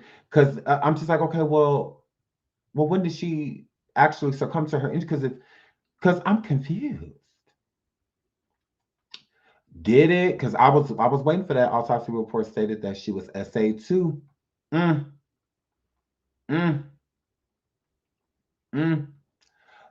think they all took turns putting their hands on her. Absolutely.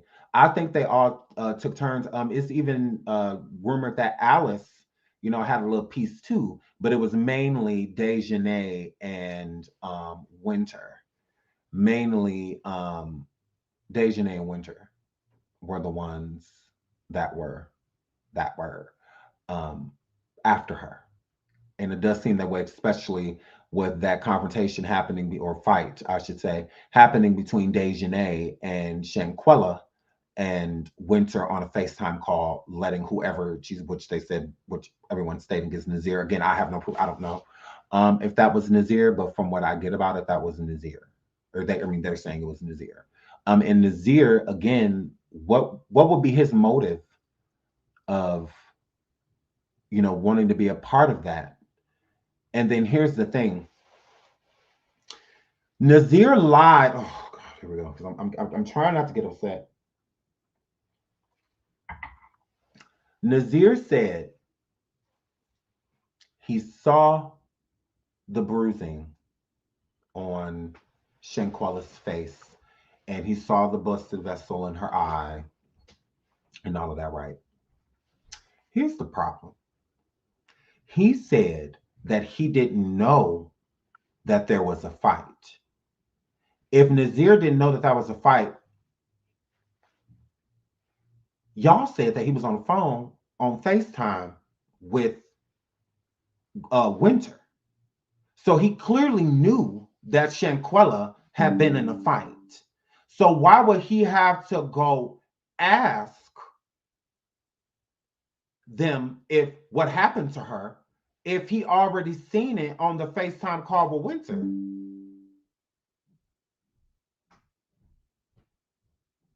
I'm confused. He said in the video, and we could pull the video up, he says in the video that he didn't know what happened to her face. He didn't know what happened to her. He seen that there was something wrong with her, but he didn't know what happened. He said, why would I go in there and ask him? And then that's the thing, he gave himself away because he said, y'all jumped Shorty. Why would I go ask him if they jumped? What do you mean jumped? In the video, she wasn't getting jumped. That was one person. That was one person. Yeah, it absolutely was. Yeah. So where's jumped coming from? Why was jumped coming out of your mouth? Like you're giving yourself away. Because you said that you had no idea that there was a physical altercation or anything like that. Yet it's being rumored that Winter was FaceTiming you on the phone while that physical altercation was happening. You can see the altercation in Winter's phone. You can see it. Because her camera was pointed towards the fight. It wasn't pointing at herself. That wasn't her on camera. No. So the camera was pointed at the fight, so you saw it. So you knew that they were fighting. And let me pull up him. I can pull up his statements that he said during the live. He said he had no idea. Well, how was that possible if you watched the fight on FaceTime? That's really confusing. Let me pull this up. Let's get into him. Y'all listen. I say that in the video. Everybody can hear it. Everybody knows. Everybody that know me heard me say the shit. That was my first video when I got there, or second, because I made a video of me pulling up to the villa, but he was cutting up the guy. I'll get the timestamp for y'all, but that's not gonna work. So I guess the real FBI or whatever had to put those right timelines together. But I'm gonna start with the NCB. That faggot is so stupid and got y'all believing everything that's wrong. I was not there till the next day. I didn't see a fight. I didn't know it was a fight. I didn't know it was a video. I didn't know they did any harm, anything. I went in there and told her it was alcohol poisoning, so that's what I helped her as. That's what I helped her at. I didn't leave her side. I cut on soft music. Summer Walker rubbing her head till the nurse came in. Nobody even talked about the nurse. Nobody even said a nurse came. None of this stuff. So I'm really not understood. I say that in the video. Everybody can hear it. Everybody cooking. So we made it to the living room. Cooking. So we made it to the living room. I cut on some soft music, sitting with her, rubbing her head, just chilling, waiting till the nurse came, because that's what I was informed that was happening. At first, I was told that it was a male coming, and then a female showed up. So by that time, I skipped another thing. Khalil wasn't found dead. She wasn't found dead. The maids found her slumped over the toilet in her room. That's what they did find her, slumped over her toilet in her room. That's what I was told. Khalil was not dead when I got there. Yeah, boom. Okay, so when I get in there, I go in, I see Khalil, I see she chilling, I put her on her side. I go out and make that video where I'm talking about I'm here, that I Khalil get up. I'm thinking like, damn, we got stuff to do. ATVs, a boat, dinner. I missed the chefs, I missed everything. So I'm like, damn, I'm thinking, Khalil, let's get up. I was cooking, so we made it to the living room.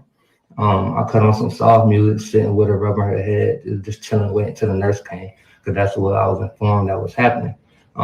At first, I was told that it was a male coming, and then a female showed up. So by that time, I skipped another thing. Khalil wasn't. That's it, but I didn't. That's it, but I didn't really go in there like, damn, y'all jumped her, y'all beat her ass, what's going on? Like, could they know? And nobody even told me about nothing. I was blind to everything. I'm literally near. Now he's blind to everything, yet in the video, it shows, well, allegedly, in the FaceTime call that he was on the phone with Winter. He saw the whole altercation. But he says when he comes forward, he had no idea what happened to her. I had no idea. They didn't tell me nothing. But he says he's seen the bruising and stuff on her face. And then allegedly so you're lying. Like you just lying through your teeth. You are so guilty here. Like you are guilty. I don't know exactly what you did, but you did something to be lying this hard. You lying a little bit too hard for somebody that's innocent, bro. Giving her my all, like, come on, girl. We was 2,000 miles away from home. 2,000 miles away from home. Don't nobody deserve this. Don't 50 more questions. Bro, why is y'all talking about boys that y'all kill y'all friend? I wasn't there. I don't have those answers for you from Friday to 3 o'clock when I got to Cabo. He said he didn't get to Cabo until 3 o'clock. Hold on. Ooh. At 10. This is the flight log from October 29th, the same flight that he was on. And it clearly shows he arrived at 12:23. He had me fooled at first. I literally was, taken up for him. I'm like, there's no way if he arrived at 2:30 that he could make it to the house by the time she had passed. But he was there. And the fact he was there. And not only was he there, hold on, let's pull this up too. Because again, I have the wrong map up. But again, there's the difference is very small. And you can look at it from here. Let's pull this up. Again, right here, as you see where it says no tolls right here, airport, hospital is right there. That H is for hospital. For hospital. It is still super close. Super close. So we got to cut that out and trying to make it seem like, Sean, you have the right. I may have my fault. I did have the wrong because I was looking up something completely different earlier. So I have up 4 different maps. But again, this is the correct map of Cabo. The correct map. The hospital is right there. H is for hospital. So as I said, I can pull up the maps, but it's again, they're still really close. The point is not being negated as if the map that I have up is showing that it's 55 miles away. No, it's still within minutes. The help could have been there. Within minutes, she could have had help. She could have been taken to the emergency room at any moment. This hospital is a hospital that I called earlier that I had to get I had to get someone to translate for me because the majority of the people, their first language was Spanish. So, but again, they accept insurance and they do not bill you until after you are serviced. Meaning, so even if they had to take her in, how would he have known it was going to be $5,000 if they had never treated her? So how do you know? You're not going to know it's $5,000 unless she's treated. So if you brought her to the hospital and it's like, okay, this alcohol poison is going to be about $5,000 to pump her stomach because we don't accept her insurance, you know what? That's not what's going on. You're just guessing that it's going to be $5,000. Like, who told you that? You're lying. You're lying through your teeth. How do you know it's going to be $5,000 with her laying in there in that room? How do you know that? You're not a doctor, yet you're saying that she has alcohol poisoning. Like, how do you know that? You're saying it's going to be $5,000 to get this girl to the hospital. How do you know that? How do you know that? Why was it $5,000 to take her to the hospital, but it was free to call first responders to come and pick her up? That doesn't make any sense. That wouldn't that have cost at least $2,500? At least $2,000, $1,500 for the first responders ain't gonna pick her up unless we got $1,500. That doesn't make any sense. Here, flip. Either way it goes, he lied. He absolutely lied. And you can call that same hospital that is near, what is this? It starts with a C. That's near, in Cabo. In Cabo. And I watched it in Cabo. And they're going to tell you the same thing. We do not bill you. And so after we see you, this is an emergency room. We're not going to deny you. We're not going to do that. Come in, especially if you have insurance, we might take it. And if we don't take it, we'll bill you and your insurance company. Y'all can handle that when you get back to the States. They can take care of that. You know, when you get home, they'll reimburse you. And most insurance companies, they will. They reimburse you, right? Oh, you was over there and this happened, but they made you pay? What? You know, so some insurance companies may have a problem with that. Like, no, they should have accepted your insurance. They shouldn't have made you pay nothing out of pocket. So, you know, some insurance companies probably be upset, you know, but at the same thing, it's just like hair flip. So, yeah, again, if you look at the map, there's a hospital right there. So they got to stop acting like they were in the middle of the Sahara Desert and they couldn't get that girl no help besides this healer that got a tent down the street but charged $5,000. Girl. It's a little crazy. That's a little crazy. There's plenty of travel insurance. Plenty of it. There's $250,000 of anything happens to my spouse. And he overseas right now. The package that he got, anything happens to him, I get $250,000. And it's coming to me. I wish his family would. It is coming to me. Hair flip. So hair flip. He ain't leave without it. Because he was just like, you know, anything happens to me again. I was like, oh, really? Just kidding. But yes, her flip. But yeah, it's travel. You definitely get travel insurance. You sure can, and it takes care of anything. Like while you're over there, it helps you with certain things. It takes care of certain things. While you have insurance, especially if you're going out of the country, it's really good to have traveler's insurance. So yeah, I mean it's a cute little coin, but I mean it ain't like crazy. But you pay extra. You know, it's just, it ain't cheap. I ain't gonna say that. But at the same time, you covered. Anything happens, you're gonna be okay. At least your funeral expenses, stuff like whatever. You know, some of your bills, your family, you know, they'll be all right. On top of the policies you have set up yourself. So you know, yes, I know the amount, girl. I looked it up. JJ. My mom said, well, he said was this. Okay, let me go look.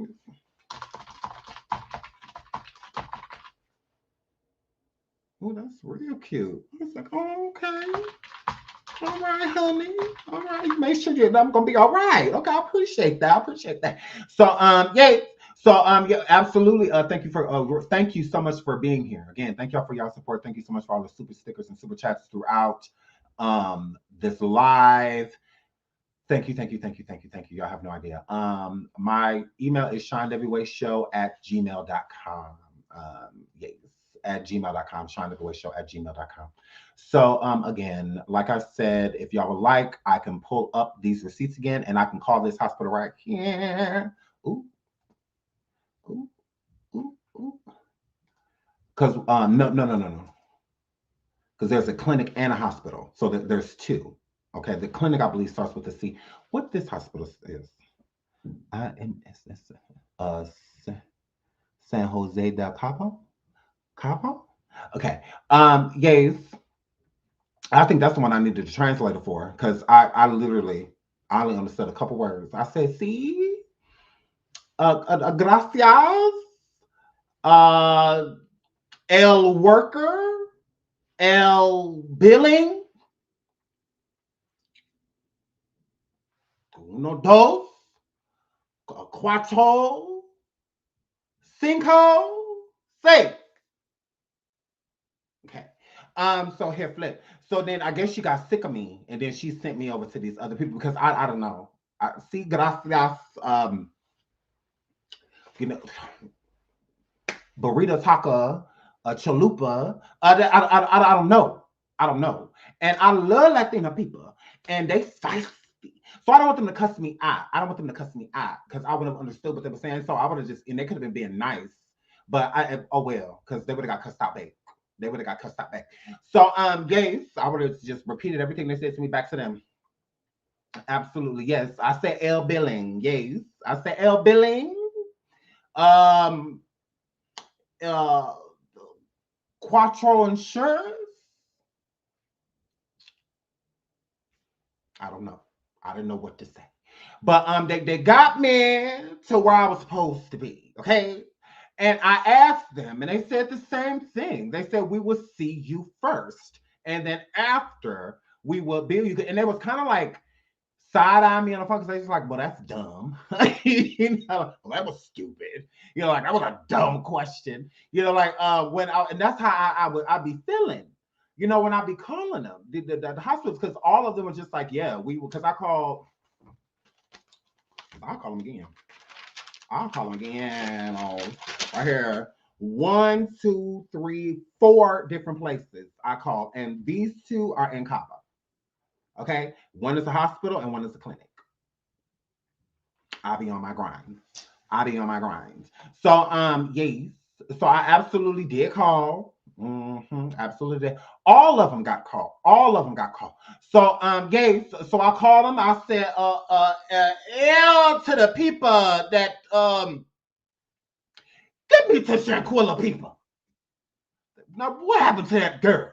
So you know, here, so before we move on, let's get into my boy Dennis Byron. Now, Dennis Byron done you put that passport to use, y'all. Dennis Byron done went down there to Cabo to see what's going on with my girl. But shout out to Shanquella, rest in peace. Now, Dennis Byron done went down, and now Dennis, I hope you got insurance before you went down there. Now you going down there picking, you know, the L cartel is down there, Dennis. So be careful. Okay.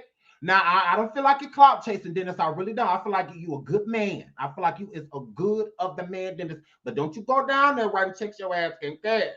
And ask only certain questions.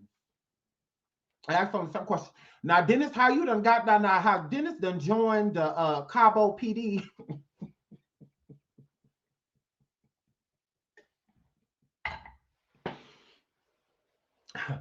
Dennis done joined the Cabo PD, y'all. he done went down there and just became an honorary officer. Woo! He done turned that badge into that passport into a badge, y'all. And so shout out to Dennis. Dennis said, what really happened to hashtag Shanquella Robinson? Her family wants to know, so does the Black community. Hashtag Black Media Matters. Now, he said this story isn't going to come to me, so I have to go to the story. Go on, Dennis Byron.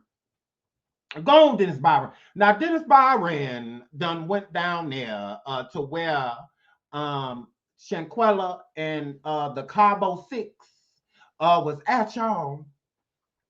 So he said he gonna get to the bottom of this. He said, look, let me go figure this out real quick. Dennis said, let me go solve this real quick. Y'all taking too long. So Dennis said, let me light work. Dennis said, light work. Let me go down there to Cabo and handle this for the FBI real quick because they take it too long. They take too long. Now, I ain't got no jurisdiction. I could go wherever I want, when I want, how I want to do it. So Dennis went down here to figure this out for us. Okay? Dennis, I want an exclusive. When you get back, I'm going to cuss you out like Tasha K do all the people that don't come on her show. So Dennis, I want an exclusive when you get back, Dennis. And I want to know why folk come. You went down there private eye. Now, this could be dangerous. Now, y'all know it's femicide and all of that stuff going on down there, Dennis. Now, be careful. Okay? Now, you don't went down there by yourself, from what I gather. And he took nobody with him. And he down there trying to figure out what happened now. Now, y'all send Dennis y'all prayers and all that stuff because he going to need them. Okay? Now, he done went down there when he included up with nobody in the Black community and just went down there without any activists and anybody. Because if he come up missing, then what? Dennis, if he come up missing, I ain't coming down there. So, Dennis, look now. Be careful while you're down there because I don't play out of the country. I don't do that. Now, if this was in Alabama or, something like that, then I might take a trip. But ain't nobody coming to no Mexico because you done went down there trying to figure out what the FBI can't. Okay? So you don't hear flip. So Dennis, be careful. Be careful, Dennis. And I hope you find answers. I really do. Give them to me before you call the FBI. Call me first. And then we could go from there. But whatever you find, Dennis, send it to me, okay? I earned it. So, so a shout out to Dennis, and please be careful. Now, he done went down there, y'all. Shout out to Dennis. I said, oh, that's bold. I said, oh, Dennis. That was bold there, brother. So, shout out to him. So, okay, what's going on Twitter? Because y'all know we like to keep ourselves updated on what's going on Twitter. So, hundreds of people gather outside. Oh, they be late. They be late. We don't ever talk about this. 24 years ago, I gave birth to my first son. Give my boy a shout out. Happy birthday, son. Mommy loves you. Ooh, they done doxed the mama, y'all. They done doxed Nazir mama, y'all. Nazir mama name is Don Costner. Let me go look for her. I'm going to go look for her right now. Don Costner Nazir. Nazir Wiggins. Mama. Let's get into her.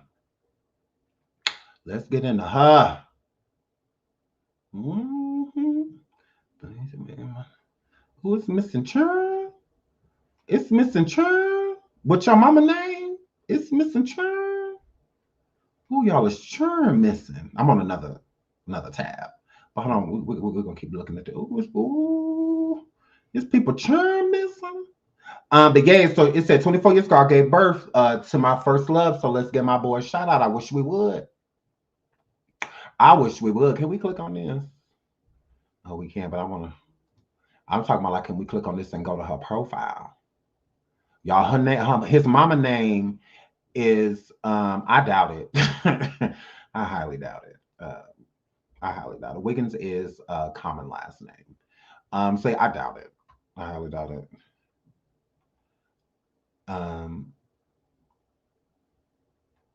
You need to drop some allegedly. Tasha said allegedly. Nosy Ho said allegedly.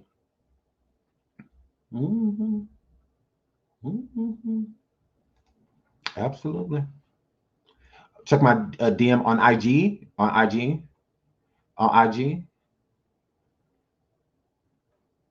Because I'll go and check it all. No, I'm just saying allegedly don't matter. Because clearly allegedly don't matter. Whether you say it or not. Whether you say allegedly or not. So they don't care. They don't care. Stormisha said allegedly, and or Corey allegedly came in his DM talking about some Lassa. Stormisha said allegedly. Okay, is it on IG? I want me to check it. Okay, I'm gonna pull it up. Don't tell me to check my IG. Is it my IG? Okay. I'll pull up my IG. Let's see what y'all send me. Tell me something good. Just kidding.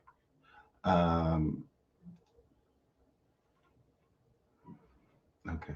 Oh, I got a lot of messages. Oh my goodness. This on the neighborhood talk.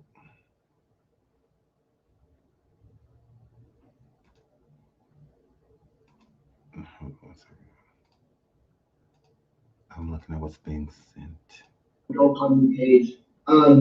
There's been a lot of misdirection that I've had to do in order to protect myself. Is that Aaron Carter?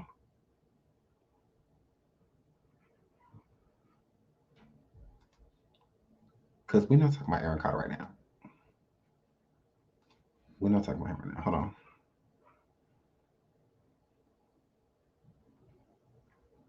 Is he modeling for now? Oh, hold up. I'm missing. Hold on. Let's pull this up. Oh, let's pull this up. I'll pull this up that was sent to me. Okay, HBCU. Let's get into it. They say, ain't Khalil on here?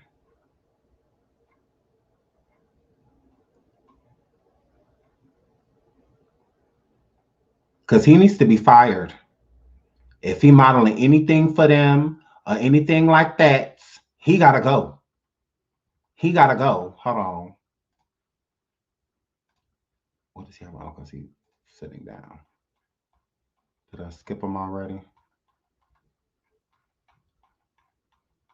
And it's sad that they went to these HBCU schools because it's not giving them a bad name, but it's just like at the same time, it's just like y'all don't need to be supporting these people. Nobody needs to support them. They need to be at ground zero. Ground zero. I'm gonna keep going. I'm finding this picture. He's sitting down right here. Is he still at Lil Papio? Oh, that's deleted. That's deleted. So yeah, this is Khalil. And this is at WSSU Drip for Winston-Salem State University. And look, this is him. This is Khalil. Look, they put damn you. Damn M words, take that nigga off your page. Yeah. Oh, look, they put K-I-L-E-R, take this down. Let me write something. Let me write something too. Why not? Let me write something too. Hashtag justice for Shanquella. You tried it. Yeah, y'all go over here and write something horrible. Y'all go over here and write something horrible. Yes, it is WSSU Drip. I wish I would follow them. Yes, get over here and just say some terrible stuff. Yes, y'all, come over here and just let it rip. Just come over here and cuss them out. Because he got rid of the at Lil Poppy page. That page, y'all, as y'all see, that's gone. Get over here and cuss them out. Get over here and say all type of evil. No, because he deserves it. He needs to go back over here to this page knowing that people hate him. He needs to know that. Yes, Miss Chen, log in. Yes, y'all go report them. Well, I don't know, because I feel bad. I don't want nothing to happen to the business, or anything like that. Because the business didn't do nothing, but again, you are supporting this person. You do need to get rid of him, like immediately. Hold on, let me go to Twitter because there's constant updates over here. Oh yeah, there. Because nobody cares about him. Look at this, y'all. Her family's all in pink. That's so sad. Rest in peace, Shanquella. She had a beautiful casket. Beautiful casket. Look at her family. Oh, that's sad. Wow. I'm confused. Is this 2 caskets? Yeah. Is it 2 caskets? What's going on? Yeah, good question. Because I was looking at that too. I said, is that another one? What's No, that's the lid. Okay. Oh, thank you, girl. Because, girl, goddess, girl, I'll just be like, now look, now, okay, now y'all overdoing it. Now y'all have to buy that girl 2 caskets. Gotta do all that. She want 2 people. But that's the cover. Okay. Could be the vault. Okay. Thank y'all, because I know I'm ignorant. I am very ignorant to a lot of stuff. So no, it's the vault. Okay. It's the vault. Thank you, Samantha, girl. Thank you, girl. Thank you. I know, right? Ain't that sad? That is so sad. She was only 25 years old. That is so sad. Hmm. What if the plan was to just rough her up unconscious and go unconscious in traffic? They never expected her to die. It could explain the group involvement. Okay. If it meant a big payday. Again, I think that the women wanted to hurt her, and I think that Khalil wanted to rob her. Honestly, shout out to my boo, Dr. Nikki. Y'all get over there and subscribe to her. Love her. And thank you so much for the super sticker earlier. I love you. Thank you, Dr. Nikki. Love you. I definitely feel like Khalil set her up to be beat up by those girls. And I do believe Khalil was trying to rob her, trying to take money from her. Khalil is supposed to be this alleged entrepreneur, if you will, a hustler, a wannabe businessman. So I think that his intentions was to rob her, and the other girls were, to beat her up, type of situation. I do believe Dejanay used to have something going on with Nazir, and I think Dejanay did not like when she heard that Nazir and Shanquella may have been messing around or were messing around. And you know how girl code goes. With some girls, they just feel like if you ever walked past me, said hello to me, or anything like that, that's my nigga. Like, and you know better because you know me. So you know not to go after anybody that I've dealt with or slept with, or anything like that. And again, I feel that was her motive. Although Dejanay, because to me it's a troll page on IG, but she stated that there's been plenty of girls that talk ish, and then when it's time to fight, they act like they don't want to fight. But I mean, that's not true. Especially with this case, because it seems like she never said that she wanted to fight. It never seemed as if Shanquella wanted to fight anybody. So now, did Shanquella get slick out the mouth or been getting slick in the mouth prior? Maybe. They could have exchanged words before. But I do feel like whatever problem that they had, it was before they got there. I don't think the issue between Shanquella and the other women there, Winter and Dejanay, I don't think it was birthed there. I think they came there with problems with her. I think they came there wanting to hurt her and feeling like that was going to be their opportunity to do so. And they definitely took it. And I think Khalil's plan was to rob her. Honestly. In some way, shape, or form, was to get money out of her. And I also think that he probably had a problem with her because he wanted to borrow money from her or try to, and I think she may have said no, or something like that. Because with the $10,000 missing, and with him bringing that girl's luggage back to her house, but not her $10,000 or her purse or her cards or none of that stuff, That is very telling as well. So I think in some way, shape, or form, Khalil was upset with her. And with him being upset with her, it was mad bees linking up. He knew that Dejanay had a problem with Shanquella, and he knew that Winter did as well. And he didn't care about them wanting to take their issue with her and getting physical with her because he didn't care for her either, especially within those moments. When you lose somebody, then obviously you're going to be regretful, of the times that you didn't have, not the times you had, the times that you didn't, because again, they're gone so soon. So with him writing posts and stuff like he did, oh, don't question God, but this one is a little hard for me, blah blah blah, saying stuff like that. He's saying it because it's expected. But does he really feel that way? No, because again, they set her up. All of them. Khalil is the main culprit. Khalil is the one who invited her to the trip. Dejanay didn't invite her. Winter didn't invite her. Nazir didn't invite her. None of those people invited her. So that's what I said. It's unfortunate that she wasn't reading the energy from the beginning, because Khalil, the alleged best friend, is the one who invited her on the trip. He invited her. So he's the one who set her up, because she wouldn't have went without him.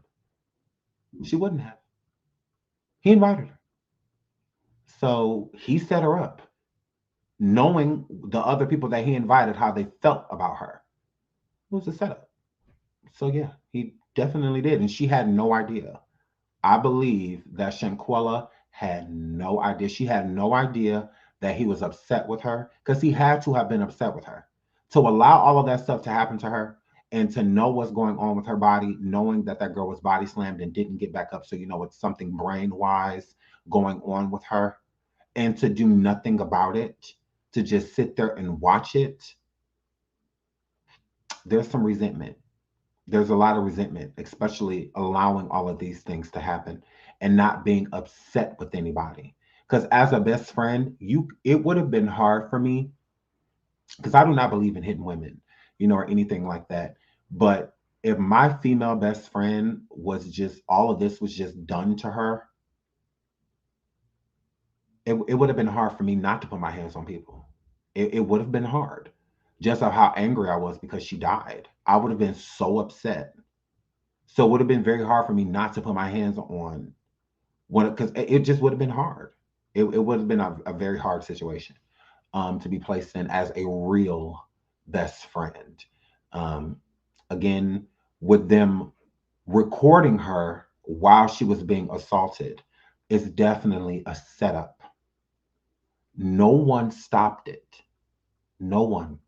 So they allowed people to beat her. They allowed it. They allowed it. And again, like I've said since I first heard of this story, I do not believe the intention was to end her life. No, I just don't feel that way. I just don't. I just don't feel that way. I think things escalated. I think things just got out of control. It's very easy for something to get out of control, especially when you are harming someone. It's very easy for them to get out of control. In most DV situations, when the man takes the woman's life, it's usually not deliberate. It's usually not. It's just, it got out of control. Things just get out of control. To where you make decisions, and once those decisions are made, it's no looking back. It is what it is. So for them to watch that was deliberate.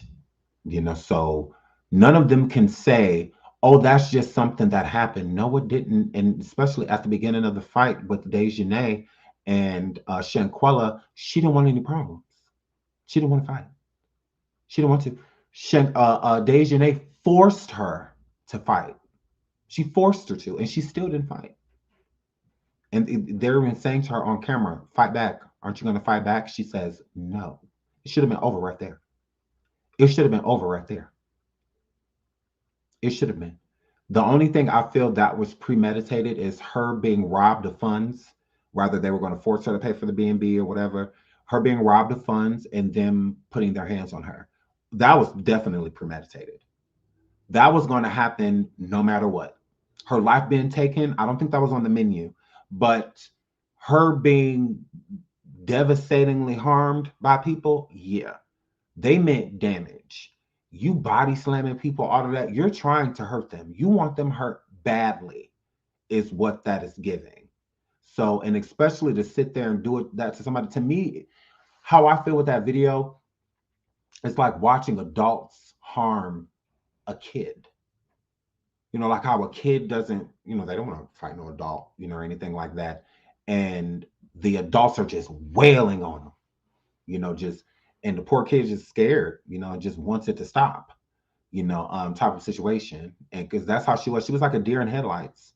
If you ask me, they were putting her in a situation that she's not used to. Just like, this girl is not a fighter, you know, or anything like that. You're forcing her, you know, into being something she is not. And yeah, there was no point of her that felt that she needed to defend herself. So that's why it got so bad, because she literally was not defending herself because she didn't feel a reason to fight at all. You know, there's no reason for me to be fighting, you know, or anything like that. That's why I feel like it was more so personal on Dejanay's end. Because if you see this girl does not want to fight, then she probably feels like, especially if this is over a dude, it's just like, girl, you can have him. Like, girl, it is not that deep. Like, I promise you. Like, but with some people, with bullies, once they feel disrespected, the only way to regain it is by, you know, making the other person cower, making the other person feel little, defenseless, is what bullies do. So I feel that that's what she did, because she knew that Shanquella did not want to fight. Shanquella's body language, all of that, you could tell by Shanquella's hair. If you go and watch that video about her hair and her clothing, she had already been into a fight. So from what I'm gathering, those girls were taking turns with her. They were taking turns. The last day of Shanquella being here on earth was hell for her. Hell. Hell. It's like that poor woman. Her clothes, you can tell in that fight, because again, she's nude. She was ripped out of those clothes. So she had already been into a physical altercation. We just got to see the next part of it. So there are more videos, you know, if they recorded them, there are more, because way more happened than what they are showing just with that video. I feel like they took turns. I do. I feel like she fought multiple people, and she was defenseless the whole time. That is how I feel. They took turns. One of them whooped that girl out of that bedroom. They you know, cowered her, and then she went into the bathroom. Is how I feel when she came out the bathroom. The next one was waiting for her, which was Dejanay. So I don't know if the first girl that ran up on her was Alice, or the first girl that ran up on her was Winter. But by her clothes being torn like that, like, why would she want to be walking around nude? Like, why? No. If she wanted to be nude, she wouldn't have been covering her body. She was covering her body. Why men? Because I've heard rumors that Khalil was standing there recording, and I heard rumors that video, it was Malik that was recording. So it was one or the other. But either way it goes, that's a man. So I feel like they were trying to super embarrass her. And honestly, I feel like those videos are going to be some sort of extortion.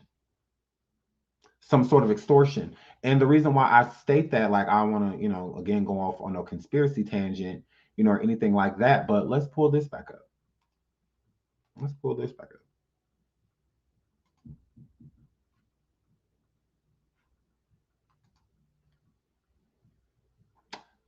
Today, Junior.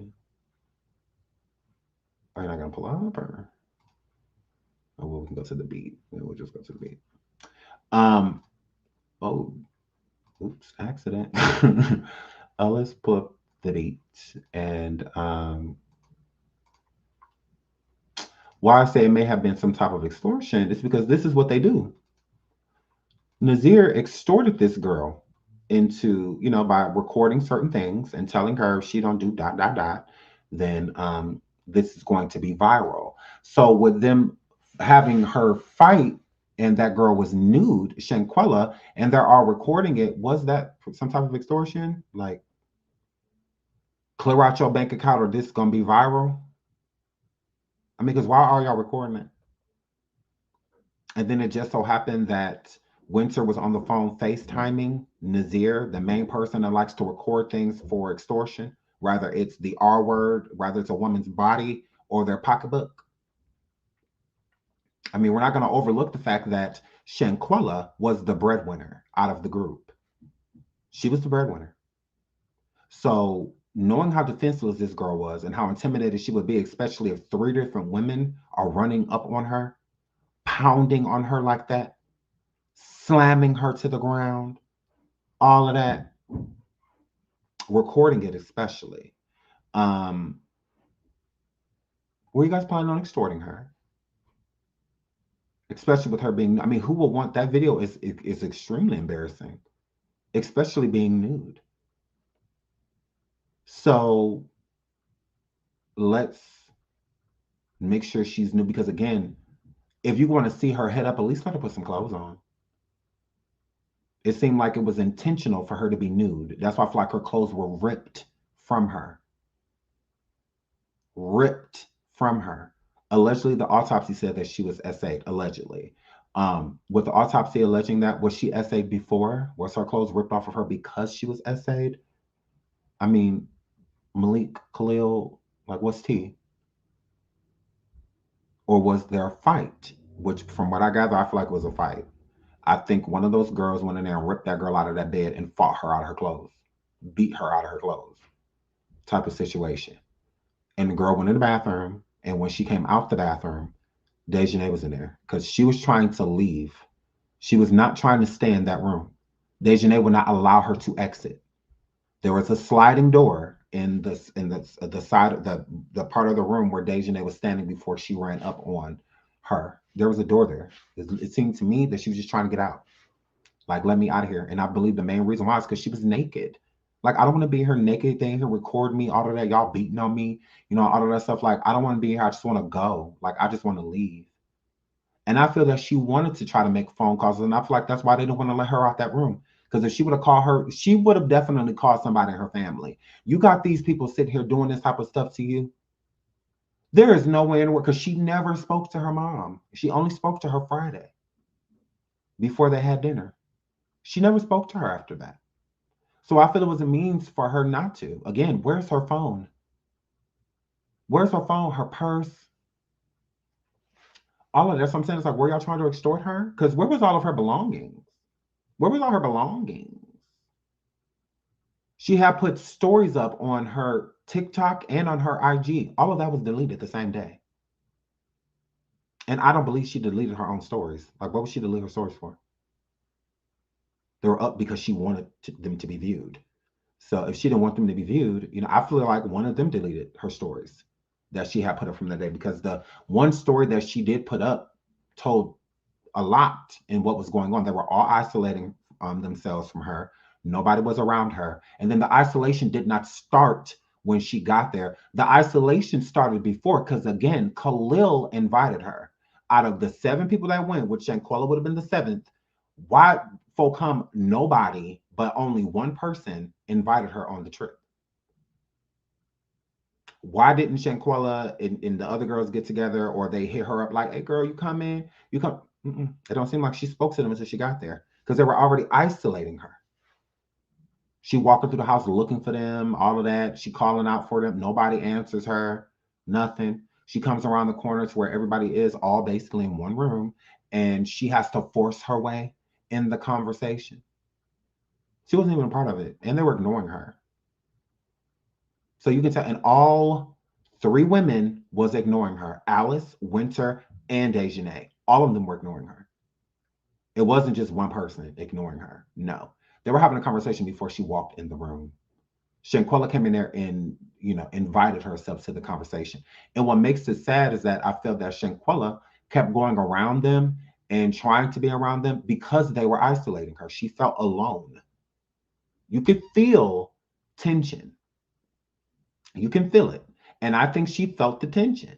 I feel like that's why she was going there, because wasn't nobody looking for her. Wasn't nobody checking for her. Nobody, buddy. Nobody. And we could pull up that video.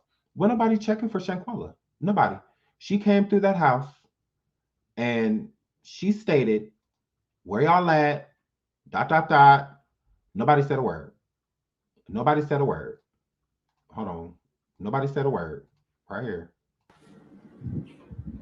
It don't take that long to get naked, hoes. Where y'all at?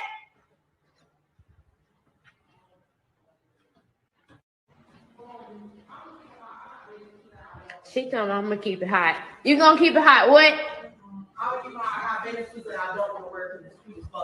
They what the old said, they croup. The one that's like mediocre is my champion. I can't do that. It's my friends to me, cause y'all, it don't take that long to get naked. It don't take that long to get naked, hoes. Where y'all at? From what I gathered, her father stated that the Airbnb trip, it was supposed to be split between the host, and she was not a host. It was supposed to be split between the hosts. She gave her information as, you know, paying for her proportion. But from what her father gathered, from what I, you know, what I saw, the little clip that I saw, is that the same amount that it cost to stay there from from Friday to Monday was the amount charged to her account. So that would mean that she paid for the whole thing, is what the father was saying. Unless all of them paid that same amount, which I highly doubt, she paid for it all, is what was being given. So that's what her father was stating, is that she paid for the whole thing. And then when certain things happen at a B&B, there's a deposit that you pay before you even get there, right? And there's also fees for certain things. I heard since she passed away in the B&B that there was a special kind of cleaning service that they use for things like that. And I believe she was charged for that as well. So not only what she allegedly paid for the B&B, she also had to pay for the cleaning of her death. Girl, now that's what I heard. That's what her daddy said. Now, I have to look through my email and pull that up. Maybe tomorrow's show, we'll pull that up. But from what he was gathering, the amount was too high for her to have just been paying a proportion, like we all splitting it and this your proportion, this mine, da, da, da, da, da. No, it's just like a overall is what it was given. It's just like, oh, well, no, it looks like she paid for this whole damn trip.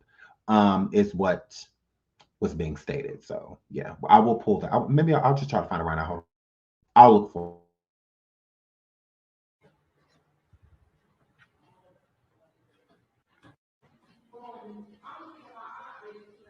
She told me I'm gonna keep it hot. You gonna keep it hot? What? They what the old said, they croup. So when Shanquella walking in the room stating like, oh, what the hell say? Oh, they said that crew. It's like she's trying to involve herself because nobody's looking for her. Nobody cares where she is. Nobody is around her. If you look on the bed, who is that? Alice, I think, that's laying on the bed. She's only looking at her because she's coming in the room talking. Right after she noticed that it's her, look at what she does. She literally looked right back at her phone. After she looks at her phone, then she looks up at the girl who is at Winter, I believe, that's standing in front of the bed, that's talking to Deja. But they could care less. They're literally avoiding her. And before she came in this house, they were quiet because this is Winter. This Winter right here on the ground. Before they can, and what Winter being on the ground is like, why is Winter on the ground? To me, I feel like Winter was trying to hide from her. No shade. No shade. No shade. The hallway dark. She got on all black. I feel like she was trying to hide from her.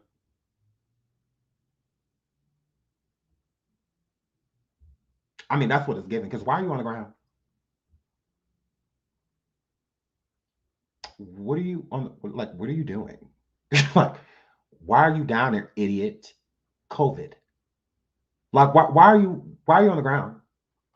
Sean, can you pause at the mirror? Okay, what? Hold on.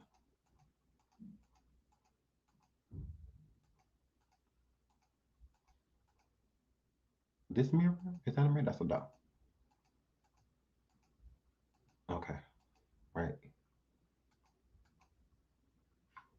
Right there. Right there. Oh, no one's on the ground because she a dog. Right there. What are we looking at, sis? I agree, Bianca. They looking like, yeah, we don't like you. We don't want you here.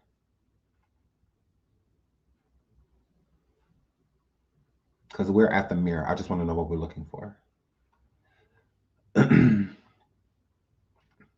Right, me too. I want her to have justice so bad. We are ready for these people to be arrested. He was standing guard at the door. Do you guys see? She doesn't look naked. No, she wasn't naked. I believe, didn't she have on like a bikini? For what it looks like. Didn't she have on like a bikini or something like that? Because I believe she was by the pool. Watch as she approaches the door. Okay. Somebody in that mirror. Her.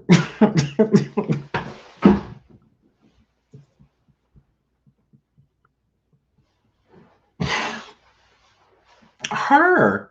That's her. Right?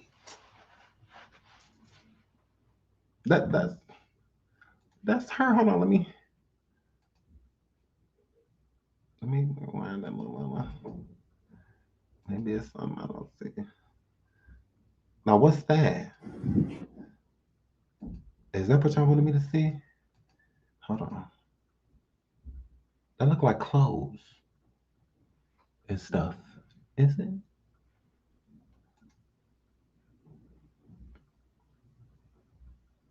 She's passing the mirror. Right, I thought so too. I thought that was her reflection. Right. This chat is not playing. Yes, I see a boy guarding. Yes, I see a boy guarding the door. Okay, hold on. I need to see what y'all see. Hold on, let's hold on. Let's play this back. It's not friends for me because, y'all, it don't take that long to get naked. It don't take that long to get naked, hoes. Where y'all at?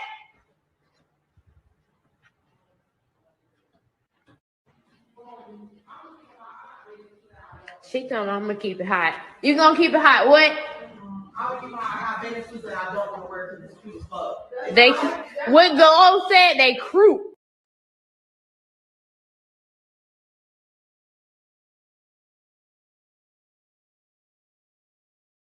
What I noticed is when none of them talking when she came in. So with her, if you notice when she's walking around looking for people, even Khalil, when they show him on camera, he does not say anything to her.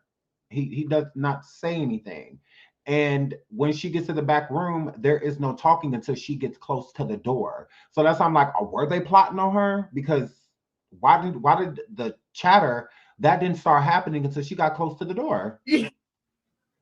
It's not friends for me because, y'all, it don't take that long to get naked.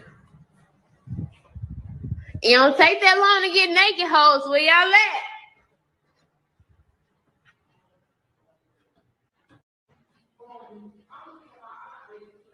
She told me I'm going to keep it hot. You going to keep it hot? What?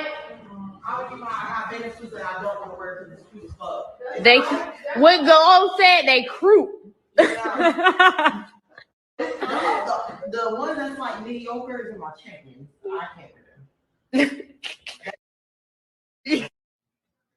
It's not friends for me because, y'all, it don't take that long to get naked. The clothes in the room that she's passing is the only like person I see like unpacked. But when you look in the bedroom, there are suitcases that are opened. But the thing is she walks past multiple rooms that don't have nobody in it. So with those girls being back there in the back, this room, I believe, isn't this where the fight happened? It don't take that long to get naked, hoes. Where y'all at?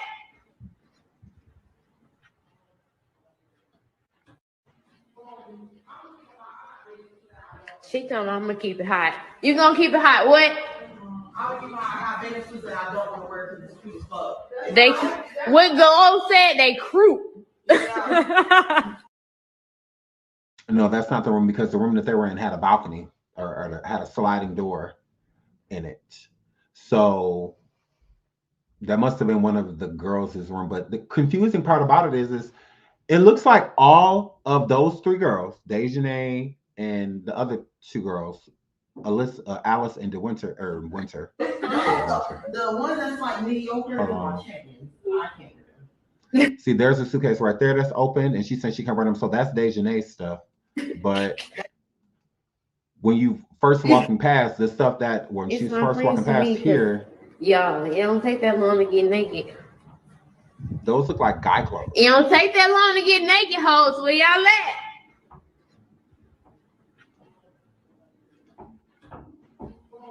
at? Those look like male clothes on the floor. So, and then with her saying, it's my friends for me, that's her coming in feeling isolated.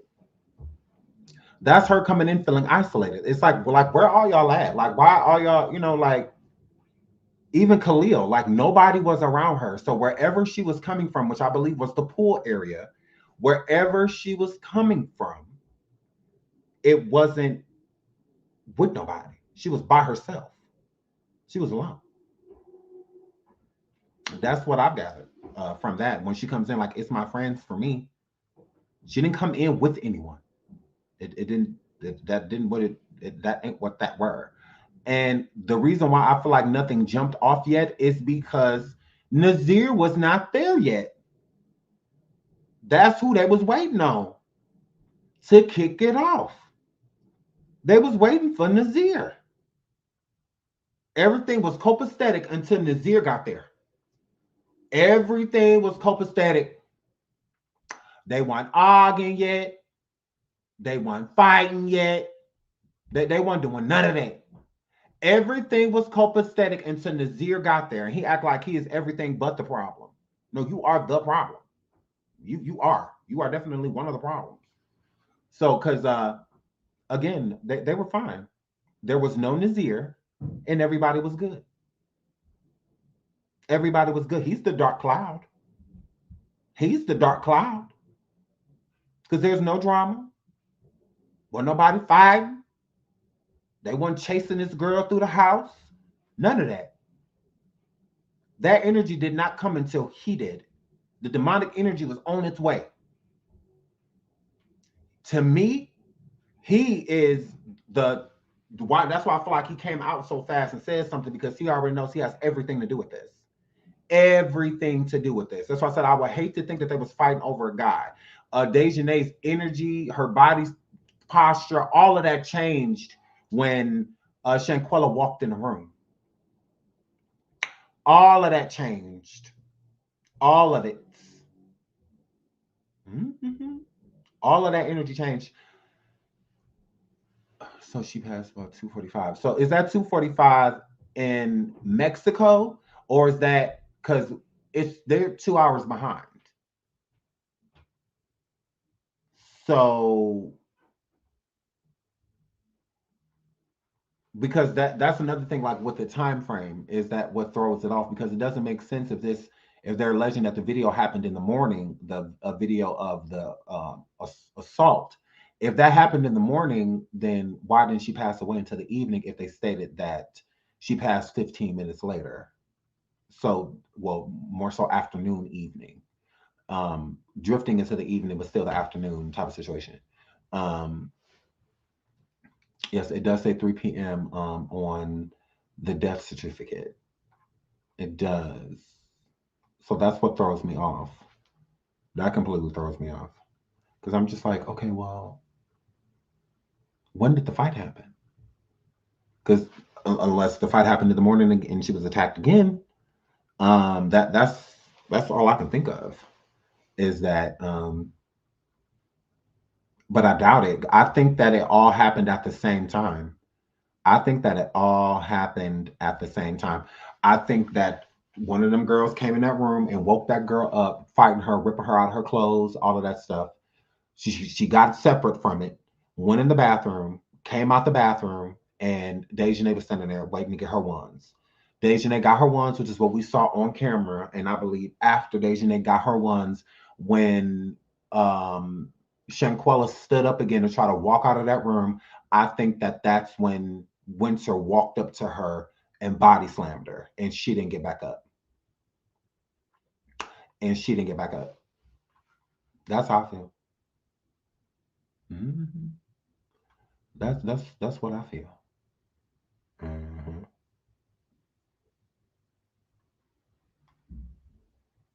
No, she was talking about her bathing suits. That's why I said that I feel like too, they told Shanquella, just to get somebody away from, when somebody asking you questions or something, you just want to get them away from you. You really don't want to be bothered with them. And they're just like, oh girl, we'll be out there, meet us at the pool, or something like that. Because as she comes in, she says that it's my friends for me. And I believe at that moment in time, Shanquella had on a bathing suit. So I believe Shanquella was outside by the pool area and she was coming in because wasn't nobody out there. So she's like, okay, well, where's everybody at? Like, where is everyone? And she goes around looking for him. And then as she comes to the room, all of a sudden, Dejanay starts talking about a bathing suit because she knew that she told them that they told Shanquella that she was going to meet Shanquella out there, poolside. And they never had any intention. So I feel that she was sitting out there. Shanquella was sitting outside by the pool by herself, out there probably on social media and whatnot, got bored and was like, where is everybody? She gets up, goes in the house. Like, where you hoes at? Like, it don't take that long to get naked. Like, when she's saying that, it don't take that long to put on a bathing suit. Like, they're not skinny dipping, or anything like that. So I feel like that's like, slang for, it don't take that long to put on a bathing suit. Like, it don't take that long to put on a bikini. It don't take that long to get naked. Coming back there, and as she's walking through the house looking for everyone, nobody signals her where, they're in a villa, which is a pretty big villa from the blueprints that I saw of it. It's pretty big. It's a big place. So when she's coming through, like, where y'all at? Blah, blah, nobody says anything. Even when she's talking, she walks right past Khalil, because that was who was in front of her, Khalil, with his shirt off. That was Khalil. When she was walking, even when she was coming in saying where there was, he didn't even, right there, he didn't say nothing. He didn't say a word. But he was he was walking back to where all of them were. So, and as you see, all of the women are dressed. They had no intentions of putting on a bikini, because that's why Dejanay tried to make it seem like, oh, I don't want to wear that bikini because that bikini's trash. But she wasn't talking about no bikini, because when they was all quiet, they was back there plotting on that girl. They was back there plotting on that girl. Thank you so much, Akil. They was back there plotting on her. It's all they was, because all of them was back there quiet. They wasn't saying nothing, much of anything. And then all of a sudden, when she gets close to the room, then they start talking about a bikini. Listen again with a new pair of ears. From the beginning to end of her saying, from when she walked in, like, oh, it don't take that long to get naked. Where y'all at? It's my friends for me, blah, blah, blah. Nobody says anything. When she's walking through the house asking where they are, nobody says a word. And then when she gets close to where they are, all of a sudden they start talking. And the first thing Dejanay starts talking about is a bikini and how she's not wearing that one because it's trash. Meaning that I ain't coming out there, and anybody coming out there, nobody want to be bothered with you. Like, but that's doing it in a nice way. Again, she realized that she was being isolated. That's why she came in the first place. So listen again with new ears. Let me put this back up.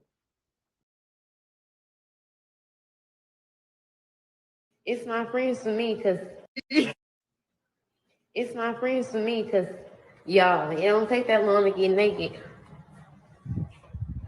It don't take that long to get naked, hoes. Where y'all at? Notice how nobody says anything. Nobody, oh, we back here, girl. Oh, come, oh, girl, we come in, or nothing. Nobody says a word. And they can hear her. Clearly, they can.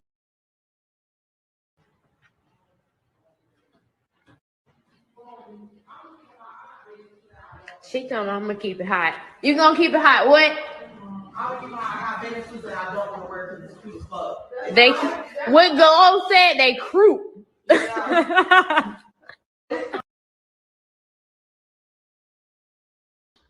When she was talking about keeping it hot, she was not talking about no bathing suit. I don't know if she was talking about I like, I'm gonna keep it like, I got it. Like, you ain't got, I'm gonna keep it hot. You ain't got to worry about. I don't know if she was talking about. I mean, it's a possibility, but from what I'm gathering, I guess it could have been a bathing suit that she was talking about. But as you see, they changed that conversation up. They were talking about something completely different before she walked back there. They were talking about something completely different. And Khalil already know what was tea. And I believe that Khalil was closer out there to that door so that they could plot. And when Khalil, started walking up, he must have been the signal, if you will. It's like, is she back? Type of situation. Because he didn't say anything when she came in. He didn't say a word. Nothing. He didn't say, oh, we back here. Nothing. Not a word. And then again, when she walked in the room, that's the first thing they started talking about was bikinis. So clearly you told her that you was going to come and join her poolside, and you had no intention of doing that. Because y'all were isolating her. Y'all don't want to be around her. Why is all of y'all cooped up in the same room? That's secretive. There's plenty of living rooms. I think there's like 2 living rooms in the villa. 2 different public places. There's a pool, a room that had games in it, a game room, a big living room with a big entertainment center with a big TV out there and all of that stuff. Why are y'all cooped up in the bedroom? What y'all cooped up in the bedroom for? And then all of y'all, at that. All of y'all back here, what conversation going on that I can be a part of? What would y'all be back here talking about that I shouldn't be involved? Like, what's the tea? What's the tea?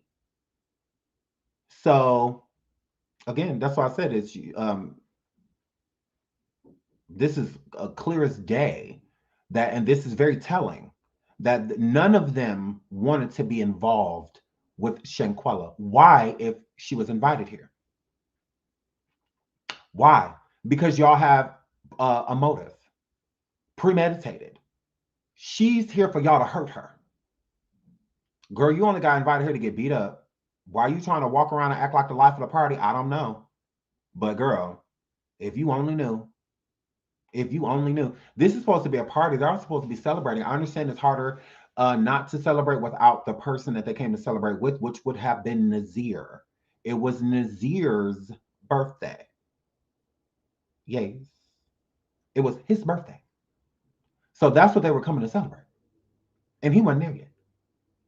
So if Dejanay is coming to celebrate Nazir's birthday, if Alice is coming to celebrate his birthday, if Winter are all coming to celebrate his birthday, then the common bond here would be Nazir. The reason Shanquella was there was because of Khalil. Khalil invited her, so 1, so that she could pay for everything, and 2, so that he could get whatever revenge he felt like he wanted to get on her, as well with the other women that were there, DeWinter and Janae being the main people. So they set her up before she even came. Absolutely. Yes. Mm-hmm. Absolutely. So that's why they were isolating her, because again, it's hard to speak to somebody that you want to harm. It's hard to befriend somebody that you want to harm. So it's easier if you're on the outs with that person. It's easier to do. It's harder to do when you're sitting there breaking bread and, bonding. It's harder to flip on that person when that's your intention the whole time. Dejanay, her entire intention of going there was to hurt her, was to hurt Shanquella. I'm going there to beat her up. That's why I'm going. And Winter being her close friend, me too. Me too. I owe her some ones as well. She always acting like this or acting like that, blah, blah, blah. And then Khalil,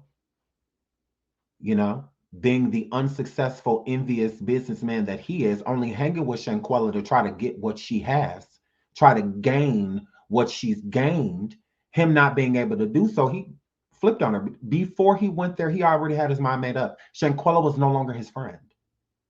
She was no longer his friend. She was a ticket. Not a meal ticket, but hey, a credit card, if you will. She was no longer his friend.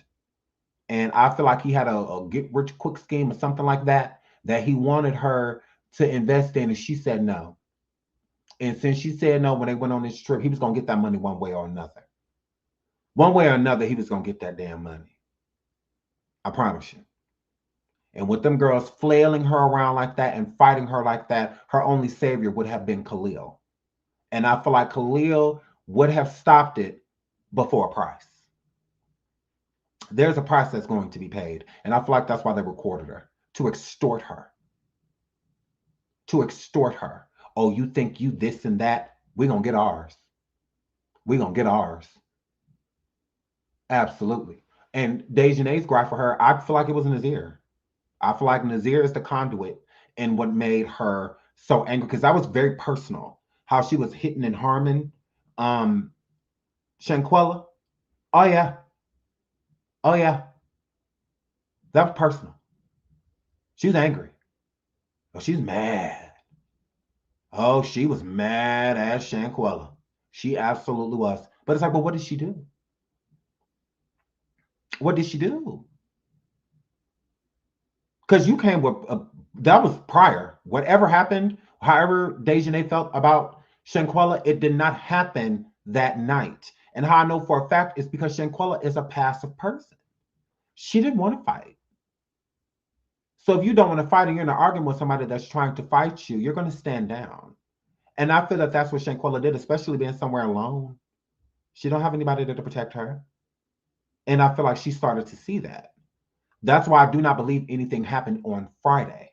Because Shanquella would have told her mom. I promise you. She was very close to her mother. She would have said something. If they was ragdolling her and all of that, she would have told her mom. She would have said something. A sister, or to tell her sister Quilla or her dad. She would have told somebody what was happening to her. That's why I feel like on Saturday, her life was hell. Because they didn't even let that girl get to her phone. I feel like they broke her phone or something.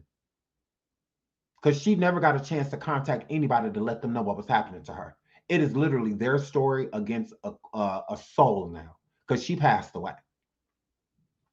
She didn't contact her family, nobody at all on Saturday. I don't think she made any phone calls on Saturday at all.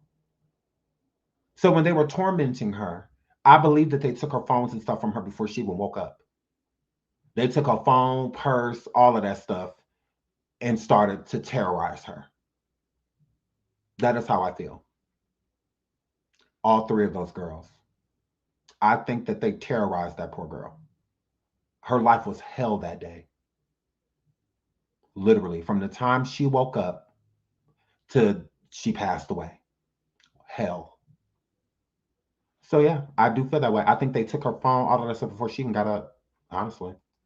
Diamond says, thank you for the, Diamond Taco said, thank you for that. Well, I'm saying thank you for the super sticker. She even told them mid-fight she wasn't fighting, so they knew she was going to let that happen. Absolutely. Mm-hmm. Absolutely. That's what I said. What cowards to sit there and continuously fight someone that does not want to fight. So I don't feel that it was a tactic to fight her within that moment. I feel like it was a tactic to intimidate her, to instill fear. They wanted her to be afraid enough to pass up money. I don't know if they were trying to, get her to pass over the bank codes and whatnot, clear out her account. I don't know, because there was allegedly over $500,000 in it. Thank you to Diamond Tacos. Thank you, beloved G. She says she couldn't fight back. Her equilibrium was off, I'm sure, the first fight. Yes. Mm-hmm. I think young lady was worth 7,000. I heard it was more than that. I heard it was way more than that. Like 500,000 or something like that. They spent 10,000 on her card. Yep, but that's what her father said. It don't take that much to get home. They stole her stuff. Yeah, I think that they their intentions was to take more than $10,000, but yeah.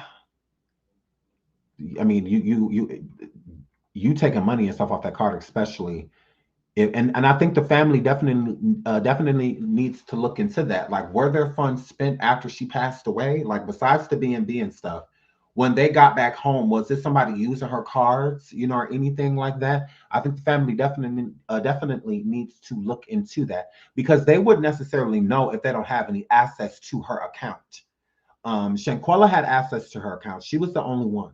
So she would have, the family would have to go through certain sources, especially not having a death certificate and stuff like that, to be able to gain access to those things. I believe just her recent transactions at that time The government probably gave those to her father. It was like, well, this is what was spent within that, time frame. Anything after that, yeah, that's a whole nother story. But I think the family definitely needs to look into that. Where are y'all getting they stole money? Her father, that $10,000 of hers was missing. I don't know if it was from her, because I know it went, okay. And I think the $10,000 is coming is because what most bank accounts are not going to let you, even if you go to like an ATM or something like that, they're not going to let you take out $10,000. They're not going to do that. I think the cost of the B&B, and more, and other stuff that was allegedly paid for, and I believe she had like $5,000 in cash, because that $5,000, I believe, is what Khalil was telling her mom on the phone, like it take $5,000. So that's why I say, was he saying that it took $5,000 and lied to her and said, the paramedics and stuff that came, we had to pay them $5,000, to show up, because it's going to be $5,000, to get her to the emergency room. So it was $5,000 to get the doctors and stuff. We hired a doctor because that's what they told the mother, that they had a doctor that was coming to the room to check on her, and whatnot, which was a lie. That was a total lie. I heard on another YouTube channel, she supposedly had one of the girls' cousins set up, and she was alleged. She was, we don't know. We would have to see. If she had someone else on her account with her, then they would be able to review her records. Absolutely. And then even if you don't, once a death certificate and stuff is provided, the bank will give you certain information, like if you're next of kin, or something like that. So like her mother or father, it wouldn't be too hard for them to get that information. Now it'd be a little easier for them to get it, but beforehand, it would, if they're not on any records, bank-wise, then it was going to be hard for them to get that information as well, because banks don't play about privacy. So that would have been a little hard. She had $10K cash when you go to another country and clear what's cash before the United States. Okay, so but you do have to check that in though, and is it 10,000 or is it less? Because you do have to check that in at the airport. If you're going to have a large quantity of money on you, but most places is only it's 5,000. Isn't it 5,000? Okay, I'll tell me to check my DM. I'll check. Or is it 10? It's because I don't know. Some places could be different. So I'm not going to try to make it seem like I know everything. But I know when we were going out, they said that we couldn't take over 5,000. With us, because in most places you can get more money while you're there. So it's just like, oh, it's 10,000. Okay. I live in Canada, and the laws you have 10K, you have to declare it. Absolutely. So, but where I'm at, it's 5K. Right. If over, as Tasha said, it has to be declared if over 5K, and that's how we work. Because when we left town, we couldn't. We had, because when we went through the detectors and whatnot, when our bags went through, we didn't get in trouble, but they were just like, you have to check this in, like you can't, because I had like maybe $6,000 like on me, and they were just like, no, you have to check this in. You can't just be traveling around with that much money. You have to alert us, and I had no idea. So that was my first time traveling like that, and I just wanted to make sure that I had enough money because we were going to be gone for a month. So I wanted to make sure that I was good, because I had cashed money over in the currency in the country that I was going to. So I had that money plus $5,000, $6,000 in cash, American dollars, in cash. So, but customs do not play about money. So you do have to declare it if it is over. From what I was told, it was 5,000. But like I said, I don't know how it works in other places. So everybody's different. So let me pull this up. Thank you. Is it Sinosha? Sinosha. Hope I'm saying that right. Thank you. Okay, what's this? Hold on. Oh, what is this? Okay, let me pull this up.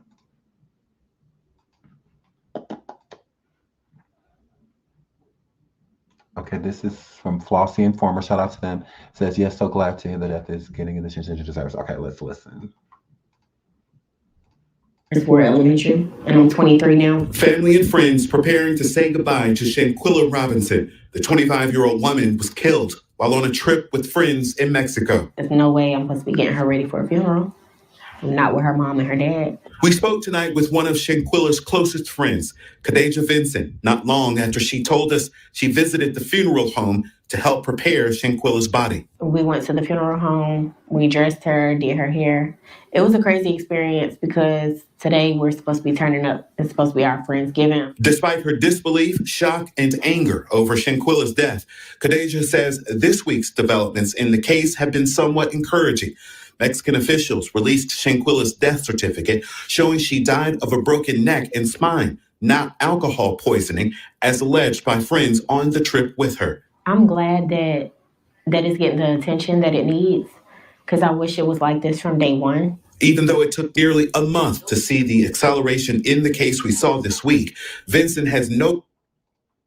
From what I saw, her phone was not recovered. No, but I'll keep looking. But from what I saw, thank you for the statistic, her phone was not recovered from what I saw. Yeah. No doubt where the FBI investigation will lead. Answers and justice. Because I know Quilla. If you know Quilla, she always get her way. So she gonna get justice. So I'm not worried about that. I'm more so disappointed that she was around people that she thought were her friends. She said people that she thought was her friends. Because that seemed like that was a real friend of hers. Welcome to the channel. That seemed like this woman seems to be a real friend. You saw my name correction. Okay, good. I'm glad. So yeah, but again, that is sad that she was surrounded by. I wonder what she know. Girl, do you know anything, girl? Girl, did she call you, text you, anything, girl? Ooh, let us know, girl. But yeah, so I bet there's so much evidence in her phone, and I agree, and I think that's why. Because from what I gather, I can look again. Let's listen to her one more time, and I'm gonna look. We've been friends since kindergarten. We went to First Ward Elementary, and I'm 23 now. Family and friends preparing to say goodbye to Shanquella Robinson. The 25-year-old woman was killed while on a trip with friends in Mexico. There's no way I'm supposed to be getting her ready for a funeral. I'm not with her mom and her dad. We spoke tonight with one of Shanquella's closest friends, Khadijah Vincent, not long after she told us she visited the funeral home to help prepare Shanquella's body. We went to the funeral home. We dressed her, did her hair. It was a crazy experience because today we're supposed to be turning up. It's supposed to be our Friendsgiving. Despite her disbelief, shock, and anger over Shanquella's death, Khadijah says this week's developments in the case have been somewhat encouraging. Mexican officials released Shanquella's death certificate showing she died of a broken neck and spine, not alcohol poisoning, as alleged by friends on the trip with her. I'm glad that it's getting the attention that it needs, because I wish it was like this from day one. Even though it took nearly a month to see the acceleration in the case we saw this week, Vincent has no doubt where the FBI investigation will lead. Answers and justice. Because I know Quilla. If you know Quilla, she always get her way. So she gonna get justice. So I'm not worried about that. I'm more so disappointed that she was around people that she thought were her friends.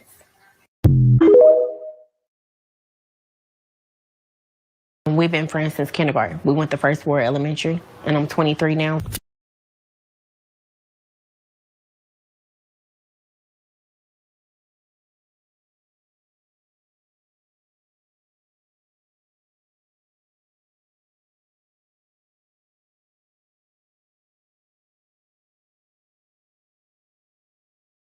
Y'all can hear me now. Y'all can hear me. Okay, here we go. So let's get into what her father had to say. Shanquella Robinson's dad believes her Mexico death was a setup. Is this the TMZ thing? Okay, so again, I see nothing about her phone being recovered. As far as I'm concerned, I feel like they destroyed her phone. They did something to her phone because, again, there was plenty of evidence in there, starting off with her story. that she was putting up on Twitter and that she was putting up, on TikTok and that she was putting up on IG.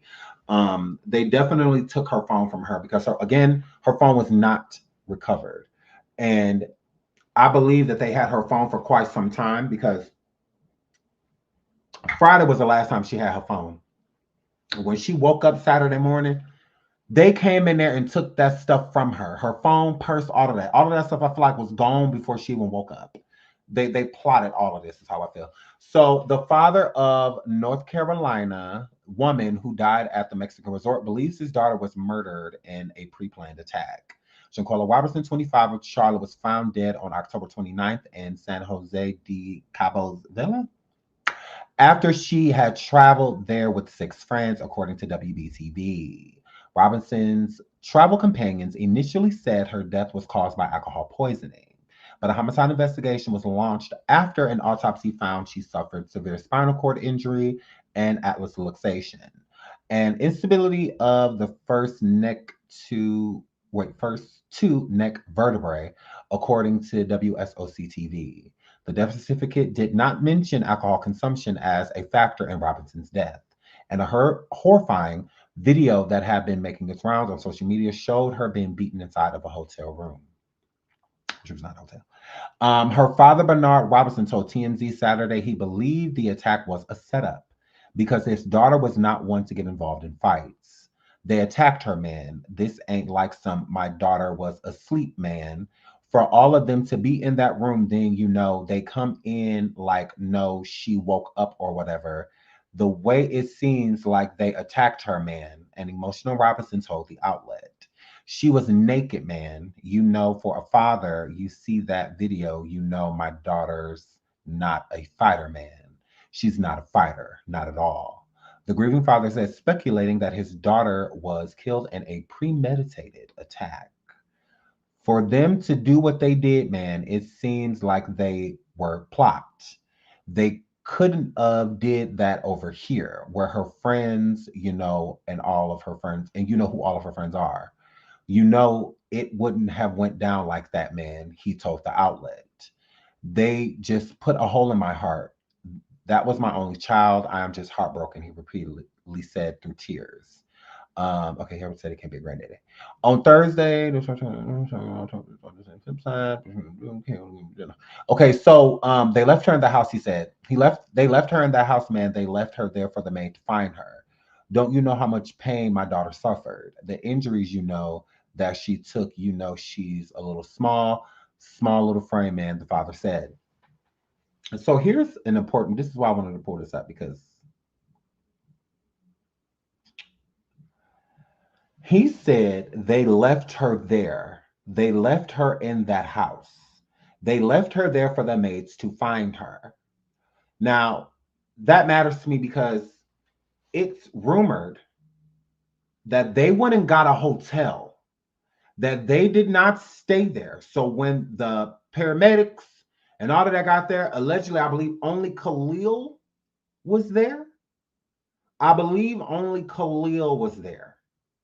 Everybody else was gone already in the hotel. And the ones that could leave earlier was at the airport. That's what, because if you listen to the father, he said, they left her there. They left her in that house. They left her for the maid to find her.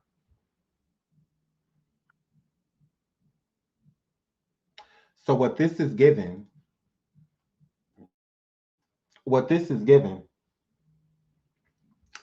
is that Nazir was at the house with her alone. Okay. Let me put this up. Let me show you what I'm talking about.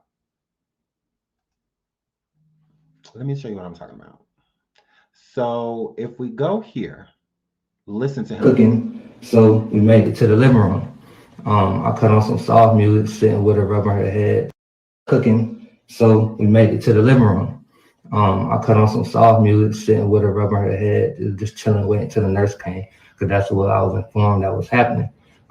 At first, I was told that it was a male coming, and then a female showed up. So when he's saying this, at first I was told there was a male coming, and then I heard it was. So were you there alone? Was all of this happening by phone? Like, was somebody else telling you, or like, oh, she's at the house? Because he keeps saying they were talking about making food. Food where? Who? Were you by yourself? Like, that's what it's giving. It's giving that you were alone with her. Like when you got to the B&B, it wasn't nobody there. It's what it's giving. Because you don't name anyone. And I feel like you're not naming anyone because wasn't nobody present. I feel like it was just you. The father stated that they left her there for the maids to find. He says that the maids found her. That's what he was told. By who? Everything he states with Shanquella, nobody is around him. Everything he said that he did, he was doing it alone. He put music on for her. He rubbed her head. Like, wasn't nobody else doing nothing. Because wasn't nobody else there. That's what it's given. He came to that B&B with nobody there, and they told him that she had alcohol poisoning. So he started treating her, like he said, as if she had alcohol poisoning when he got there. So where was everyone else? It's like, where, because he don't place nobody nowhere. He says that they start talking about cooking. Were they talking about cooking there, or were they talking about cooking somewhere else? Like, who is they? Cooking what? Why did it take the maids to find her? That makes sense. It took the maids to find her if they were all gone already. If all of them were in hotels and shit. That would make sense that the maids found her. Mm-hmm. That'll make a lot of sense. Because again, listen to him. So by that time, I skipped another thing, cooking. So we made it to the living room. I cut on some cooking. So we made it to the living room. I cut on some soft music. Oh, let me pull up this video before, because he says they started talking about cooking. Who is they and cooking where? Like, what are you talking about? Cooking. So we made it to the living room. Oh shit. Hold up, let me pull it back up. Yeah, he's talking about. They said that they started talking about cooking. Who said that they were talking about cooking? Like what are you talking about? Where was everybody? Because it don't sound like it wasn't nobody there but you and her is what it is given. Hold on, I need to pull the Nazir one back up. It sounds like it was just you two there, because the father said that she was left, meaning that she was alone because the maids had to find her. You said the same thing. He said the same thing, that the maids found her. She was not dead. The maids found her. Okay. So was she alone when you got there? Because that's what it's given. That's what it's given. Cooking. So we made it up. I'll say that in the video. Everybody can hear it. Everybody know. Everybody that know me heard me say the shit. That was my first video when I got there, or second, because I made a video of he pulling up to the villa, but he was cutting up the guy. I'll get the timestamp for y'all, but that's not gonna work. So I guess the real FBI or whatever had to put those right timelines together. But I'm gonna start with the NCB. That is so stupid and got y'all believing everything that's wrong. I was not there till the next day. I didn't see a fight. I didn't know it was a fight. I didn't know it was a video. I didn't know they did any harm, anything. I went in there and told it was alcohol poisoning. So that's what I helped her as. That's what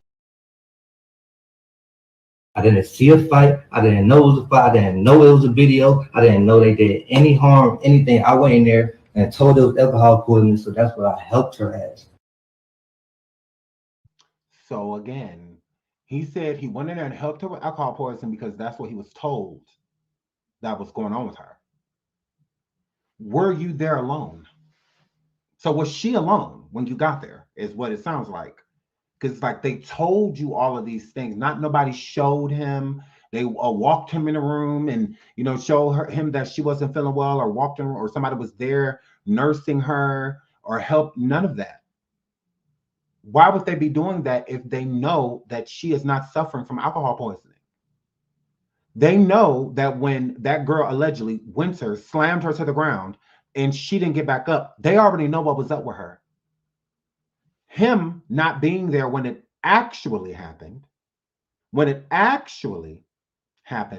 he knew what happened because allegedly Winter was FaceTiming him during the fight, during the altercation. So he knew. It's not like from what we're gathering, he knew. So when he got there and they said, oh, she's just suffering from alcohol poisoning, you know, and whatnot. If Winter, hear me out.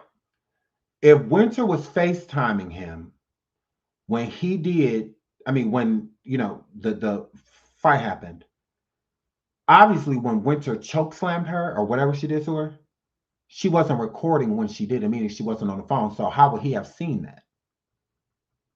So in his mind, they just got into a fight. That's all. She was fine. From what he could see, she was fine. Because remember, Winter was the one on the FaceTime call showing him what was happening. She can't record herself slamming something. She can't record that. So he might not have known that part. He may have been blind to that. But he knew that they fought. He knew that. He can't convince me anything other. He knew that. Nah. So with that being said, maybe he did not know about the slamming because remember, it was supposed to be Winter who did it, and Winter can't be on the FaceTime call while slamming somebody. That doesn't make any sense. That's weird. So he probably didn't know that part. So they probably did, again, lie to him like they lied to everybody else and said that, oh, she's fine, she just got alcohol poisoning. When they knew she didn't have alcohol poisoning. He may not have known that part. Knew everything else but that. So that he could be being honest about. Because again, it's not like Deja slammed the girl on the ground and she didn't get up, and that's on recording, and he saw that, so you already knew that it could have been that it was something up with her because she didn't get back up. You saw that on the FaceTime call. He didn't. So again, yeah, I hear that there's somebody going out there stating that it's retaliation, but they have no proof. So I could care less about these theories. Like I said, we're trying to stick with this story is already so chaotic.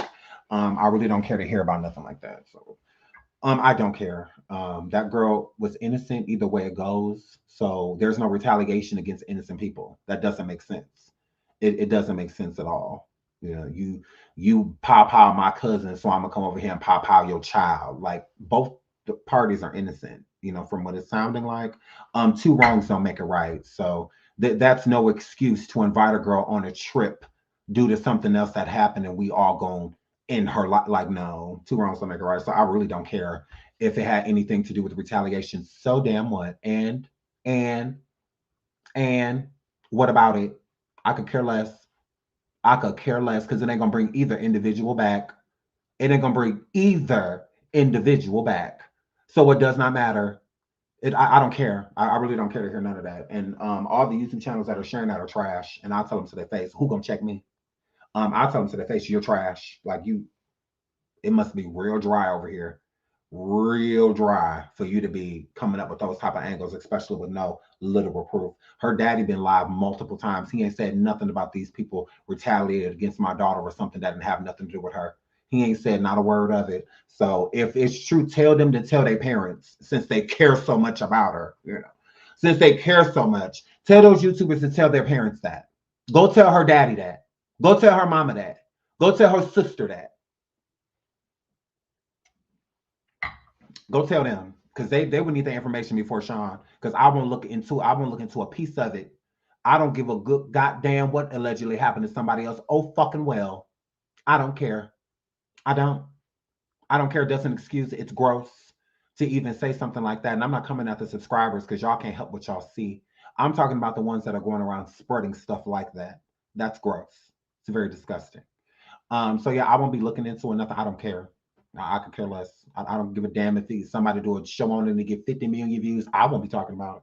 I won't be pulling nothing up, comparing. I don't care. All I'm going to pull up and compare is this girl getting justice. That's it. And the people involved in this is all I care about. I don't care about nothing. I promise you I don't care. I don't care at all. No, I do not. No, I do not. Absolutely. Unresponsive doesn't mean call 911. It sure does. Unresponsive does not mean sleep it off. It does not. Unresponsive does not mean let her sleep it off. They knew that she was unresponsible due to what happened to her. And they knew if they got her in front of any health professional or any doctor, that they would not have gotten away with it. They would not have gotten away with it. That's why they literally watched that girl die. They let her die. When she allegedly got slammed and she didn't get up, she needed medical assistance immediately. And they knew she needed medical assistance. Instead, they panicked. They panicked is what they did. Because the girl was still alive. She was not dead. They panicked. Again, I would have rather gotten in trouble for an assault than somebody dying. That's how you knew that it was ill intentions all the way around. Because if that was truly an accident, like if it was just a fight that happened out of nowhere, they would have called the police. They would have gotten the police involved. But when you have premeditated motives against somebody, it's hard. You're so guilty. So it's hard to get other parties involved. That wasn't something that just happened, out of nowhere. Shanquella and Winter got into it, and then all of a sudden the fight broke out. That's accidental. That's truly an accident. It came out of nowhere, type of situation. So it's easier to call the authorities. It's easier to get her help because you're not involved. When everybody's sitting around plotting against this damn girl, and then something bad happens when you have bad intentions, it's hard to tell, it's hard to come forward with the truth. It's hard when everybody's intention was to see this girl hurt. Everyone. Y'all sat around and watched what happened to that girl. Y'all recorded it. So you wanted her to get hurt.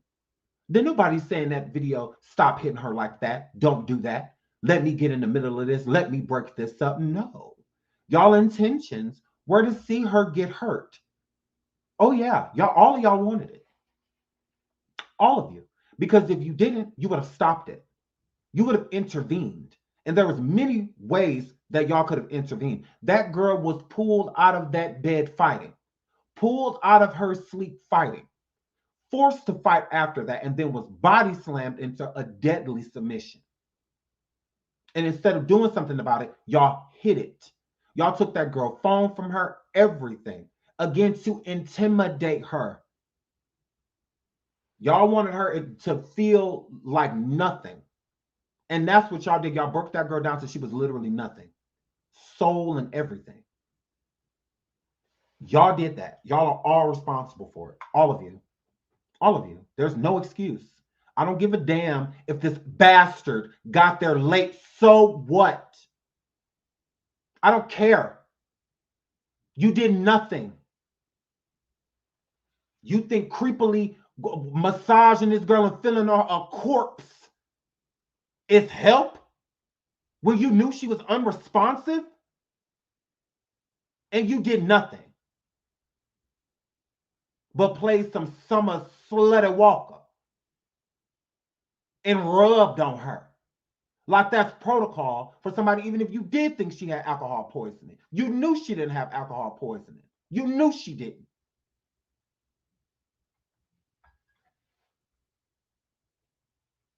And none of y'all did nothing. Y'all stood around and watched her die. And who knows what you were doing, R-word? Who knows that you were doing, creep?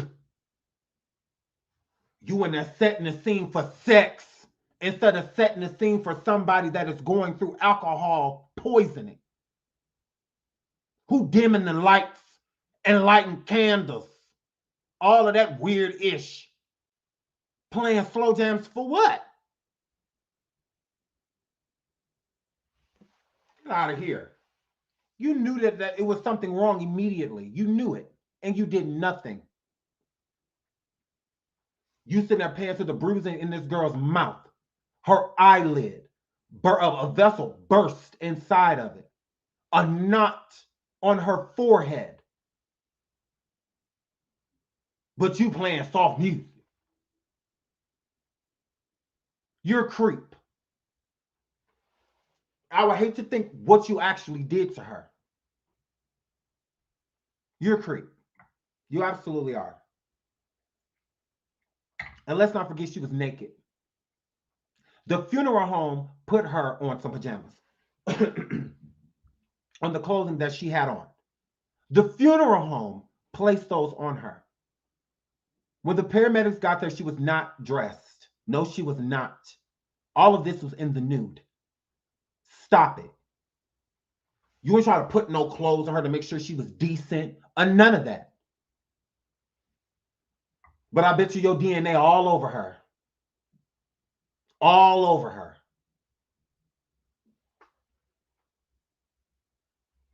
You tried it. Pathetic is what you are. All of you should be in jail. Every single last one of y'all.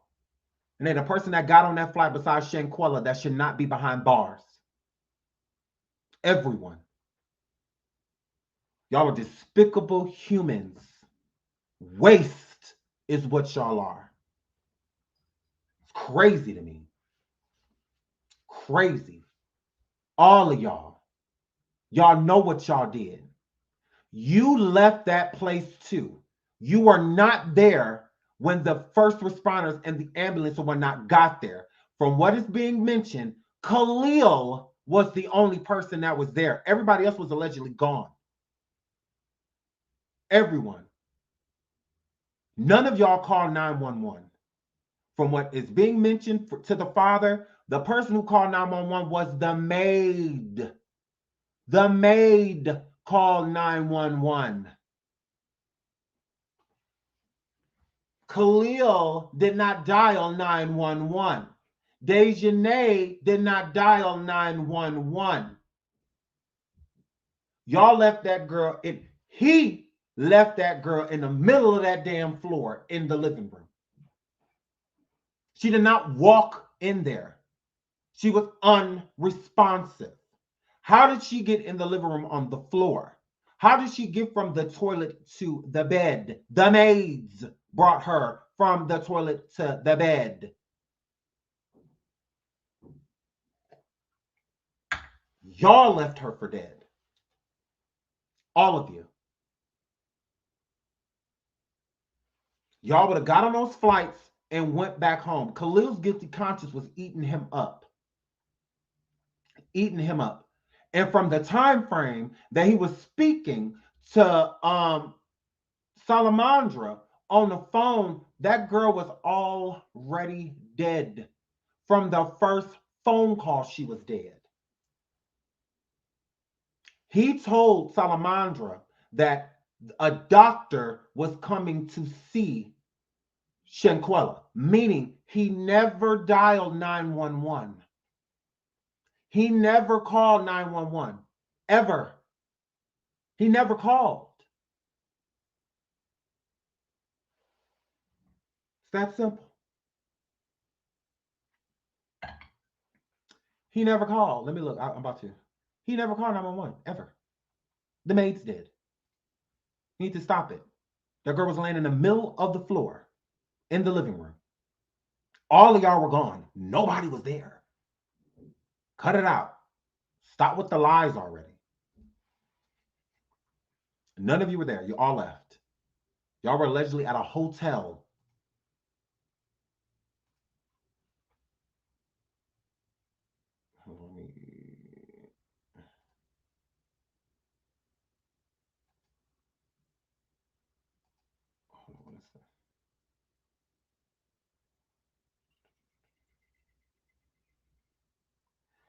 Okay, so if y'all sending me anything from, if y'all talking about the Dejanay girl, I do not believe that any of those IG accounts are her. I do not believe that that is Dejanay. I will not believe that that is her account until she goes live or anything like that. So don't send me anything from these troll accounts, because from what I gathered, None of those accounts are real. So any Dejanay account or anything like that you see, I'm following one because I believe that who knows. But again, I need to see some proof. A person writing something and posting it on a wall and other content creators talking about it, I don't care.